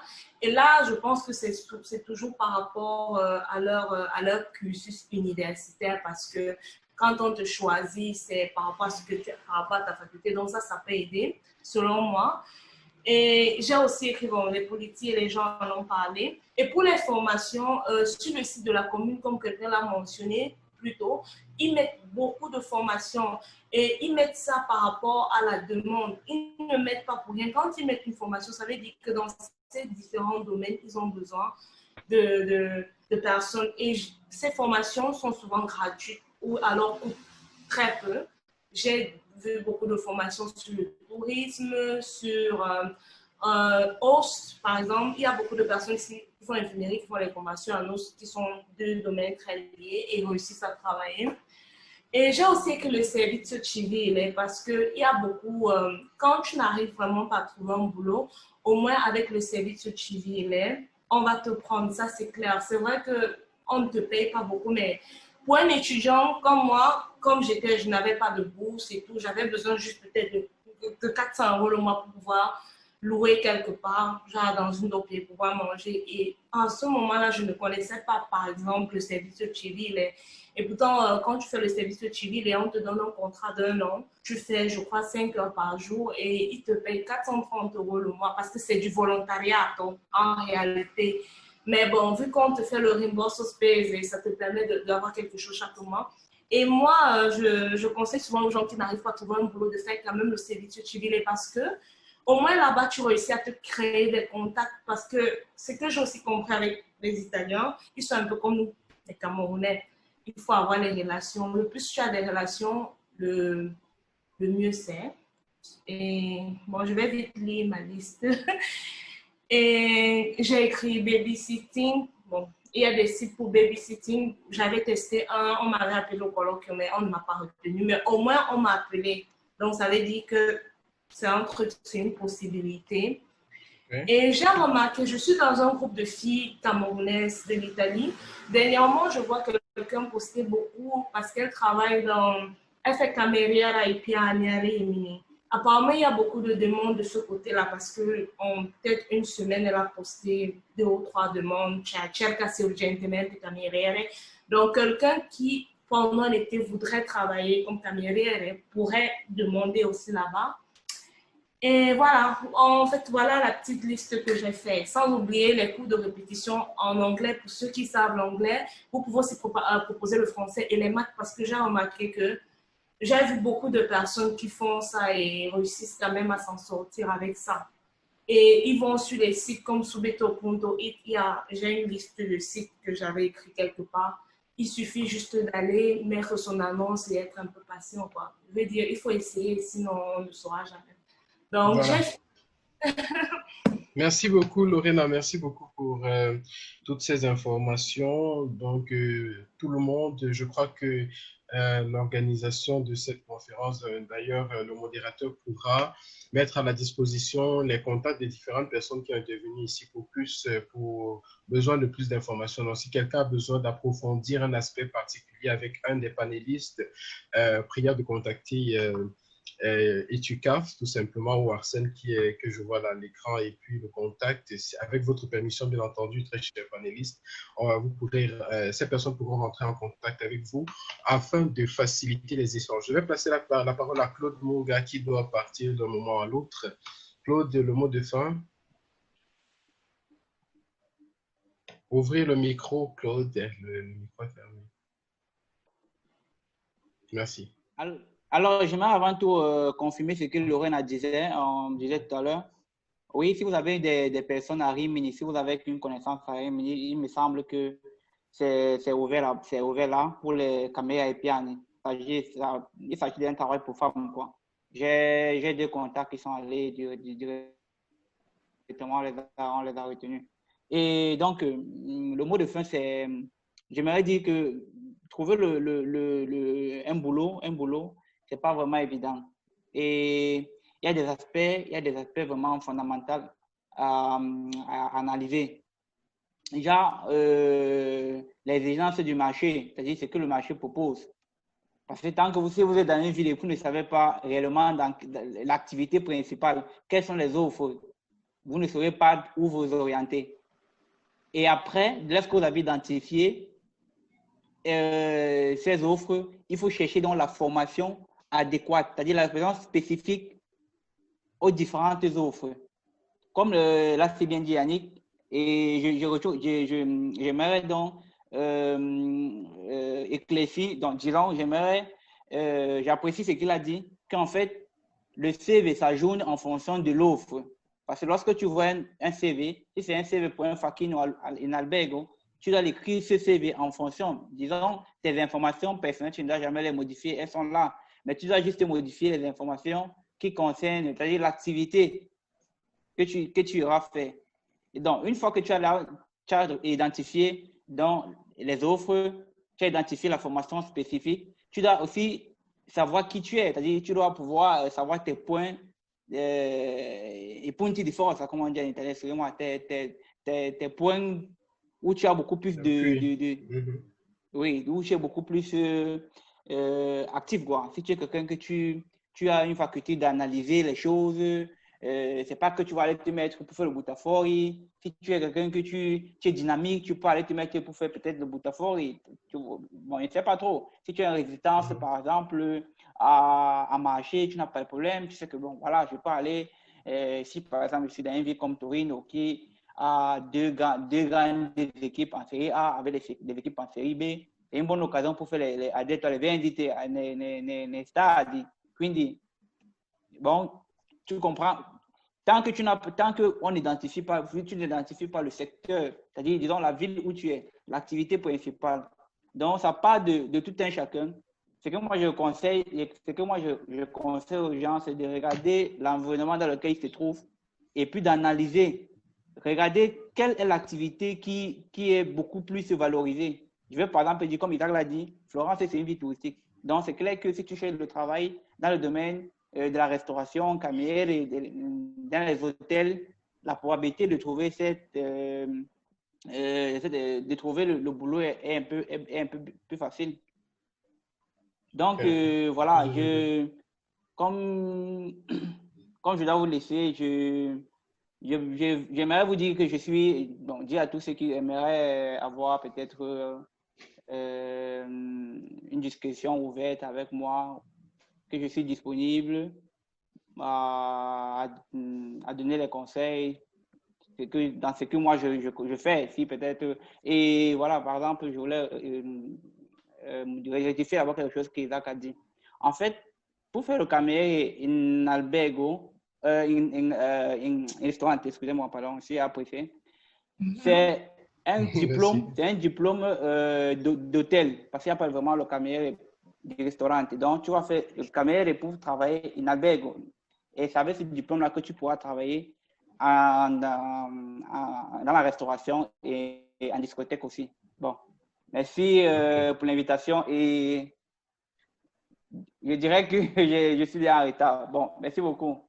Ok, merci beaucoup Claude et bonne continuation dans vos différentes activités. Merci pour l'intervention et merci aussi pour les conseils. Merci, très bientôt. Merci. Voilà, on va donc, vu qu'on a commencé, il est 19h58, on devait s'arrêter exactement à 20h. On va aller jusqu'à 20h10 plus ou moins, question de rattraper le décalage qu'on a eu tout à l'heure en tout début. Est-ce que parmi les panélistes, il y a quelqu'un qui aimerait prendre la parole? Je vais rajouter quelque chose si possible. Allez-y. Je peux aussi dire par rapport à ce que Laurent a dit, il y a aussi un site online qui s'appelle Prontopia. En fait, là-bas, vous partez pour vous pouvez donner les cours dans différents langues. Vous choisissez la langue que vous voulez. Vous faites un abonnement qui coûte environ 100 €. Et quand les gens font la demande pour les cours d'anglais, peut-être vous pouvez choisir le français, l'anglais, l'italien, la matière qui vous plaît. Et là-bas, il faut faire l'abonnement pour pouvoir participer à ça. Et donc, je dis ça peut vous aider. Je ne sais pas, je pense que non, c'est Pronto Pro. Pronto Pro, c'est plutôt pour le tourisme. Pronto Pro, c'est plutôt pour le tourisme parce qu'on te demande dans quelle ville tu es et tu donnes l'avion, on te fait une interview. Quand on fait l'interview, quand il y a un touriste qui va à Firenze, par exemple, on vous appelle pour aller comme touriste, vous serez payé par le nombre de... C'est Pronto Pro. L'autre, c'est Pronto Pro. Pronto Pro, c'est pour le tourisme plutôt. Donc, on vous contacte. Si vous donnez la ville où vous êtes, on vous contacte, vous accompagnez, vous lui faites faire le tour de Firenze et après, vous êtes payé par rapport vous faites l'interview et après, vous donnez votre disponibilité. C'est vraiment un site professionnel. Je me aussi dit ceci, pour les étudiants qui arrivent, qui peut-être ont perdu la bourse, comme Laurent a dit, elle a perdu, elle n'avait pas la bourse quand elle a étudié, de choisir une formation professionnelle spécifique approfondie. Je donne un exemple de formation que, quelle que soit la ville où vous êtes, vous serez toujours employé. Un exemple, hausse du secours, assistance à débat du secours, vous avez toujours à votre travail sans vous reposer. Et il y a métal mécanique, par exemple. C'est ça les formations qui, il y a souvent, ils lancent ça et ça coûte moins cher. C'est dans les 1000 €, vous faites peut-être 12 mois ou 6 mois de formation. Après, vous êtes sur le terrain comme un technicien de haut niveau. Vous êtes toujours employé, vous avez toujours quelque chose à faire. Il y a pelleteria aussi, quelle qu'en soit la ville, vous avez toujours votre travail. Il y a autant de formations comme ça. Parce que souvent, les étudiants arrivent ici, ils perdent la bourse, ils sont désaxés, ils sont perdus. Mais si vous avez un peu d'économie, allez faire ces formations, vous jonglez avec vos études universitaires. Parce qu'une fois que vous avez fini ces formations, ce n'est qu'avec l'argent que vous pouvez étudier avec sérénité. Parce qu'à ce moment, vous êtes vraiment désaxé. Parce que vous faites pour payer le loyer, il faut un peu de tout pour pouvoir vous en sortir. Je pense qu'il ne faut pas se concentrer sur les petits jobs qui vous donnent le 100 ou 200 € le mois. Maintenant, vous devez faire un travail qui vous permet de payer votre pension, de payer la maison et de résoudre vos problèmes quotidiens. Donc, il faut se concentrer sur ces formations de haut niveau, métal mécanique, hausse, pelleteria, à d'autres magazines, parce que c'est un métier aussi que la formation de ça va. Parce que ne confondons pas à d'autres magazines et patentino per muletto. Parce qu'à magazine de la formation, c'est 6 mois. Maintenant, patentino pour le muletto, vous devez faire pour compléter ce domaine. Bien sûr que dans un magasin, vous pouvez venir avec le patentino, muletto, on vous prend directement. Mais en général, vous devez avoir la formation pour pouvoir avoir plus accès au travail. Donc, c'est tout ce que je voulais ajouter. Merci pour tout. Alors, merci bien. Merci beaucoup, Emmanuel, pour ces précisions. Est-ce qu'il y aurait quelqu'un d'autre qui aura un message à passer? Il y a la question de Chanceline. Chanceline avait une question tout à l'heure. Est-ce que Chanceline peut poser sa question d'abord? Je pense qu'elle n'est plus là. Chanceline n'est plus là. Je pense qu'elle n'est plus là. Je pense que j'ai dû répondre en privé. Hein. Ah, ok. D'accord, ok. Merci bien. Non, je voulais dire, hormis les formations, en ce moment-ci, par exemple, les gens vont en vacances et c'est la période où on cherche beaucoup les remplaçants, non, ceux qui font comment on les appelle, les contrats de remplacement. Donc, je dirais que de souvent mettre les annonces, parce que moi, j'ai commencé à travailler grâce aux annonces. Je n'ai pas vraiment fait de CV comme tout le monde dit. Moi, c'est à partir des annonces que j'ai commencé à travailler. Donc, si vous pouvez mettre des annonces et après, vous serez recontacté, quoi. C'est très important de faire des annonces. Vraiment important. Parce qu'on attend toujours faire les CV. Moi, par exemple, c'est vrai que j'ai déposé aussi les CV, mais j'ai été contactée seulement à part la première fois pour les animations. Mais la deuxième fois, c'était l'année dernière. Et moi, ça m'intéressait vraiment parce qu'on me proposait, parce que c'était une sous-traitance et moi, ça ne m'intéressait plus, quoi. Parce que j'étais déjà au niveau où je suis actuellement. Okay. Donc, c'est ce que je voulais ajouter. Faire beaucoup d'annonces. Merci beaucoup, Claire. Est-ce que quelqu'un d'autre aurait quelque chose? Ok. Je vais juste conclure en disant quoi, M. Banida?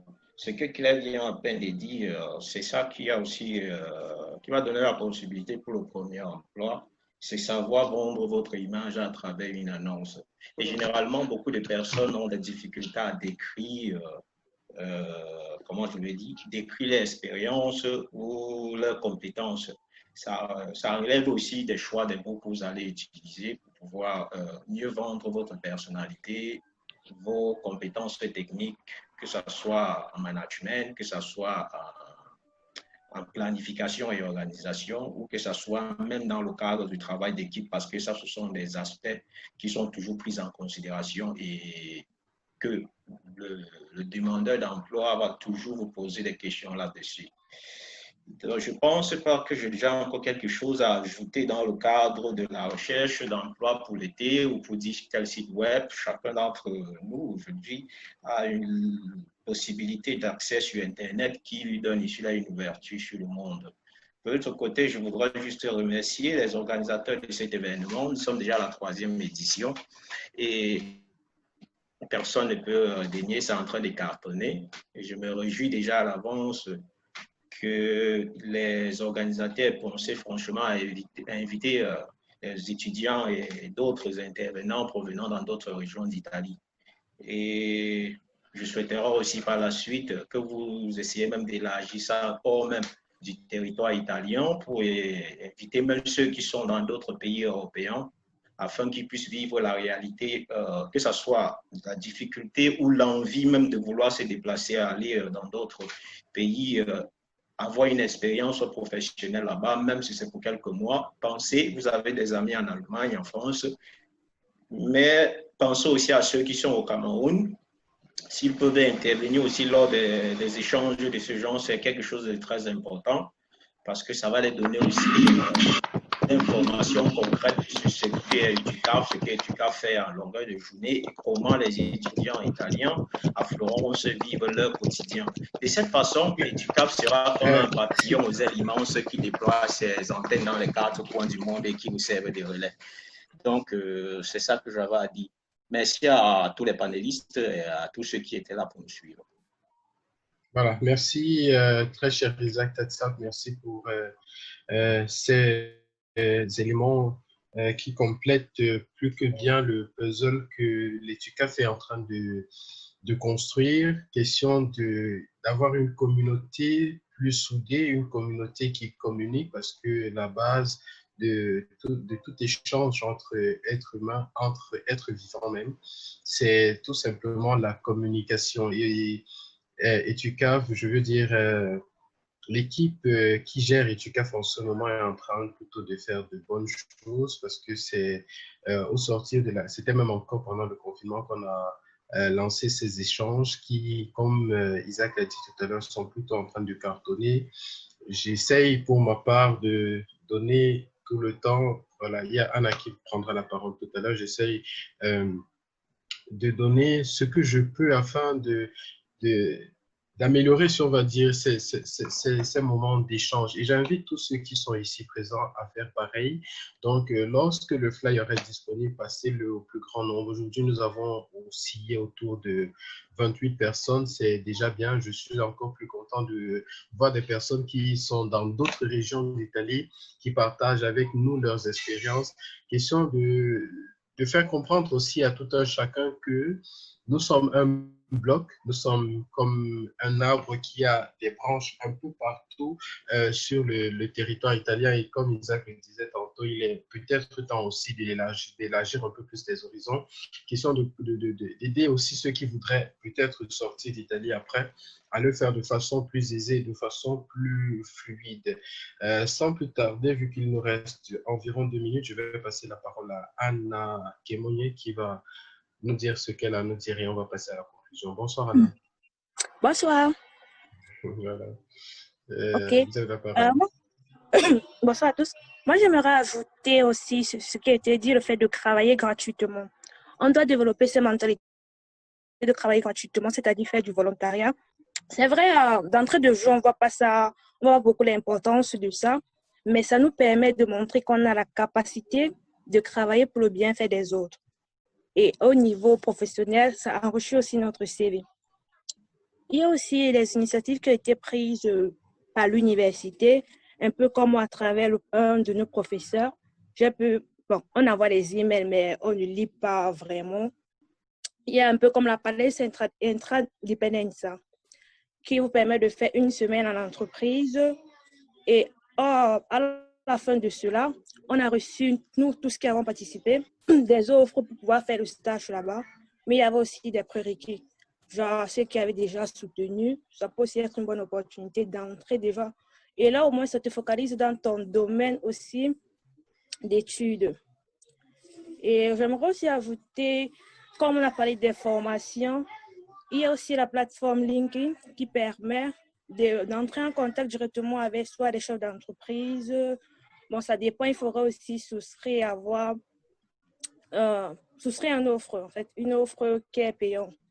Et là aussi, on a la capacité directement de contacter la personne et de demander qu'on peut faire des stages, pas forcément qui devraient être rémunérés. Moi, je dis pour un étudiant qui peut le faire, c'est mieux. Parce que là, déjà, tu sors avec des compétences. Parce que déjà, en Italie, trouver un stage en entreprise, c'est difficile, c'est un peu compliqué. Et ça nous permet aussi de rester dans notre domaine d'études. En fonction aussi des objectifs et de la vision de tout un chacun, c'est-à-dire où tu veux arriver. Parce qu'on a souvent tendance à se perdre un peu dans les jobs d'été, juste. Donc, ne pas faire les jobs d'été, rester ta finalité. Puis on se retrouve en train de faire 2, 3, 4 ans, un peu comme Boutafori seulement. Selon moi, c'est en tant que personne, on n'avance pas. Donc, la diversité est importante, mais c'est aussi bien de rester focalisé dans son domaine d'études. Bon, c'est tout ce dont moi je voulais ajouter, en fait. D'accord, merci bien pour cette intervention, Anna. Très chers panélistes, très chers invités, je crois qu'on arrive au terme de S'il te plaît, Vanido, j'ai quelque chose de très important à dire par rapport, nous ici à Reggio Emilia, tous les étudiants, nous sommes en quarantaine. Tous les étudiants sont en quarantaine parce que les mentalités toujours de nos frères. Il y en a qui ont organisé des fêtes et lorsque la portinerie est venue, il y avait un qui était malade, on a testé, il était testé positif, Covid. On n'a pas cherché à savoir ceux qui sont souffrants ou pas. Nous tous, on nous a mis en quarantaine. Nous sommes plus d'une soixantaine en quarantaine.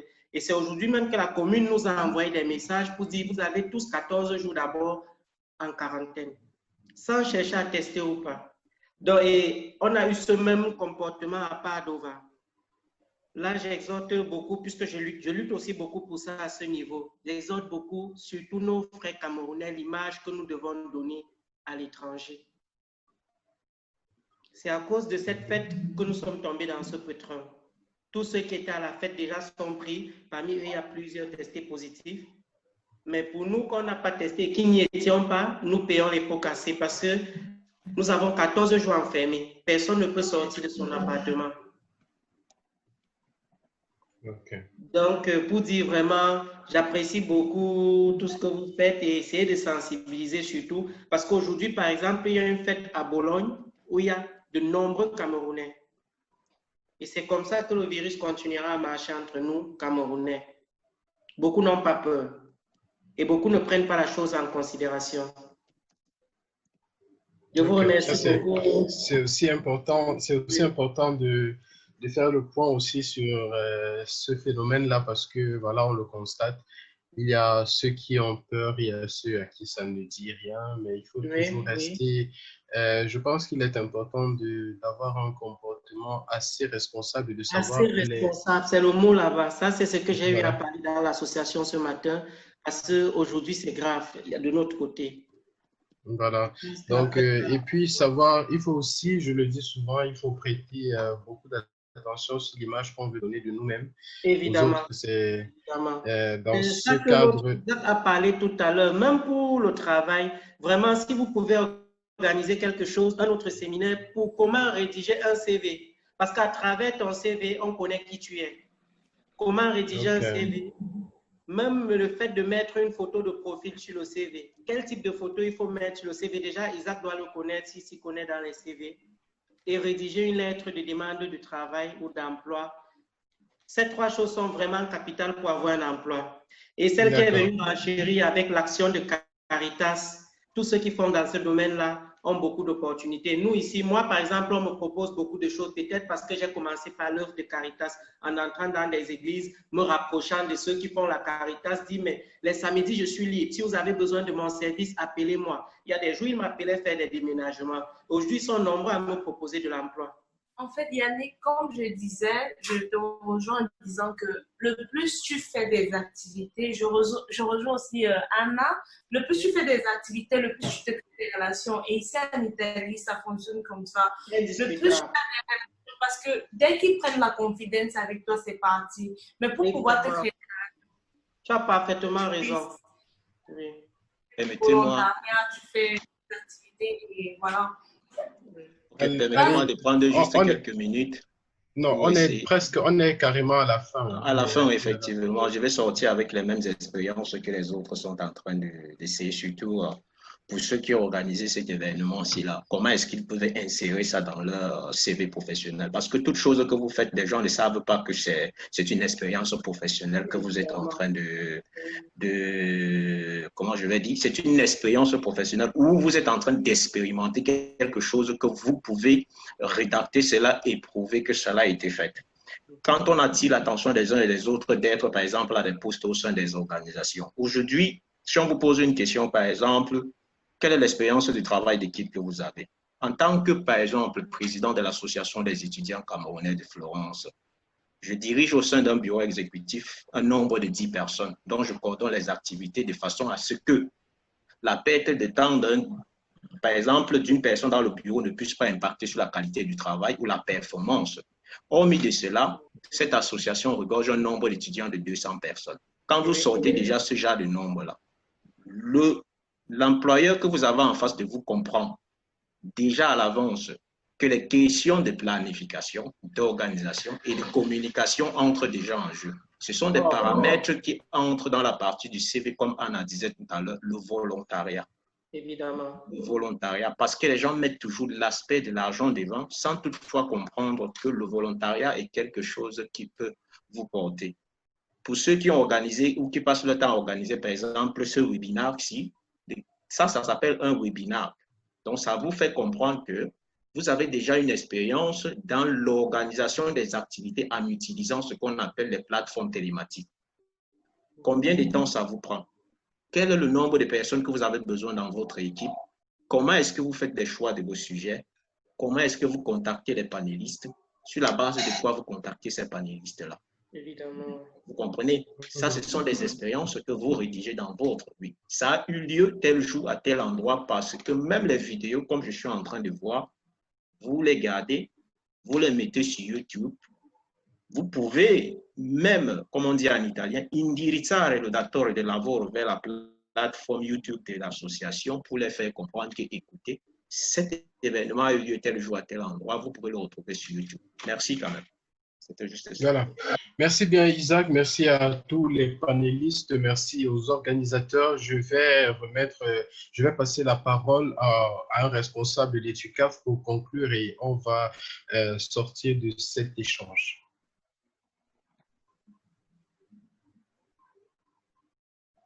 Alors, je vais prendre déjà la parole pour la fin. Je tenais déjà à remercier tous les participants qui sont restés jusqu'à la fin.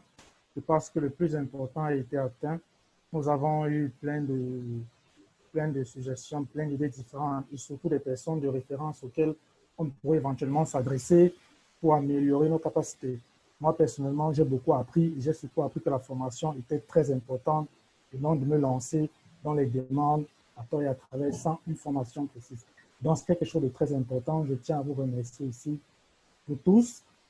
Et on va toutefois rester en contact pour éventuellement préparer des prochaines échéances qui aura lieu très certainement à la fin de ce mois déjà, ou bien début septembre, pour des nouvelles idées. Et je vous demande, s'il vous plaît, de laisser des avis, parce qu'après, on crée une plateforme parallèle à laquelle vous donnez vos avis, vos appréciations de la causerie, ce qui a été, disons, positif et ce qui a été, selon vous, négatif, de telle sorte que nous puissions nous améliorer et puis voilà, et vous produire des très bons débats pour les prochaines séances à venir. Donc du coup, je pense que là, je finis là et je vais laisser la parole à Dimelo, s'il est là, c'est lui le président de l'association EDUCAF, pour conclure s'il est là. Dimelo? Est-ce que Dimelo est là? Bon, Dimelo, il y a un problème à mettre au micro. Bon, Dimelo, il vient de m'écrire, il y a un problème avec sa connexion, je ne sais pas ce qui s'est passé. Donc, alors, d'accord. Il y a un autre membre du bureau est là, il faut prendre la parole en ce moment. Ah, le voilà, c'est bon. Dimelo, dis-nous un mot de fin et puis on se sépare. C'est toi le président d'EduCAF.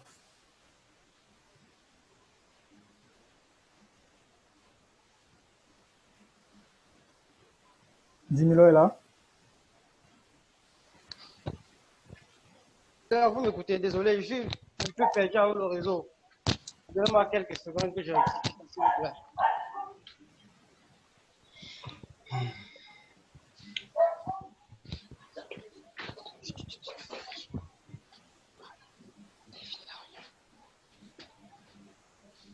Bonsoir tout le monde, bonsoir. Vous m'écoutez? Très bien. Désolé pour le retard, vraiment. J'ai ma connexion qui me dérange un peu. Voilà, je remercie déjà tous les panélistes de ce soir. Vraiment, j'étais très surpris de voir tout l'effectif que nous avons eu. Je remercie surtout le grand Kedam Yannick depuis l'Emilia-Romagna, Carl Emmanuel, Isaac Tatap et tous les autres. Alors, au terme de notre troisième session, je peux dire que nous sommes très satisfaits des résultats que nous produisons malgré les effets du Covid, malgré le fait que nous sommes enfermés à la maison, nous produisons quand même les résultats qui sont bons. Et EduCAF ne s'est pas limité, ne se limite pas, nous disons que ne se barre pas parce qu'il y a le Covid, ne se barre pas parce que nous sommes en pleine crise. Nous sommes toujours en train de faire le maximum d'efforts pour réunir tous les étudiants dans la dynamique de rester ensemble, de vivre ensemble, parce que c'est ça qui est le plus important pour nous, de vivre ensemble. Et là, nous sommes encore plus sous pression parce qu'il y a les dossiers, notamment ceux des nouveaux qui sont en train d'arriver. Et je remercie beaucoup le groupe EduCAF for New Students qui s'occupe principalement de l'accueil des nouveaux, de leur suivi en fait. Je profite également parce que EduCAF, c'est une plateforme qui a toujours su vivre ensemble pour partager une petite idée qui pourrait être bien pour nous tous. Disons, organiser un tournoi de football avec tous les participants, avec tous les membres de EduCAF et même ceux d'autres villes, pourquoi pas. Ensemble pour rester un jour, on fait une grande journée pour au moins sortir du confinement, oublier les examens, une seule journée. On fait une grande baraque, on fait un grand tournoi de football. Ça, c'est une idée qui serait très bonne. Je crois. Bon, M. Banindo, je suis un peu. Oui, je pense que cette idée-là pourra être mise sur pied le moment opportun, quand on pourra se rassembler sans créer de problème à qui que ce soit. Merci beaucoup, Président Dimelo, pour l'intervention. Je pense qu'on peut conclure, si personne n'y voit une objection, cette séance d'échange. Je tiens encore une fois de plus à remercier tous ceux qui ont intervenu au courant de cette rencontre. On a pris un tas d'informations, comme disait le président tantôt. Donc, je conclus, je résume, il faut savoir planifier déjà sa carrière professionnelle, il faut savoir s'organiser, savoir ce sur quoi focaliser notre attention et nos énergies afin de se construire un profil de carrière qui ira en droite ligne avec nos compétences, nos passions et bien entendu ce à quoi nous aspirons pour demain. Je vous remercie encore pour votre bien aimable attention et je vous souhaite à tous. Attendez, donnez-moi une minute de prendre le numéro de Yannick Kedem, s'il vous plaît. On peut le faire c'est possible. On peut le faire, en privé. D'accord. Donc, j'étais en train de dire, je vous remercie grandement pour votre bien aimable attention. Je vous souhaite à tous et à toutes de passer une agréable soirée et surtout un bon début de semaine. Sur ce, je vous dis au revoir.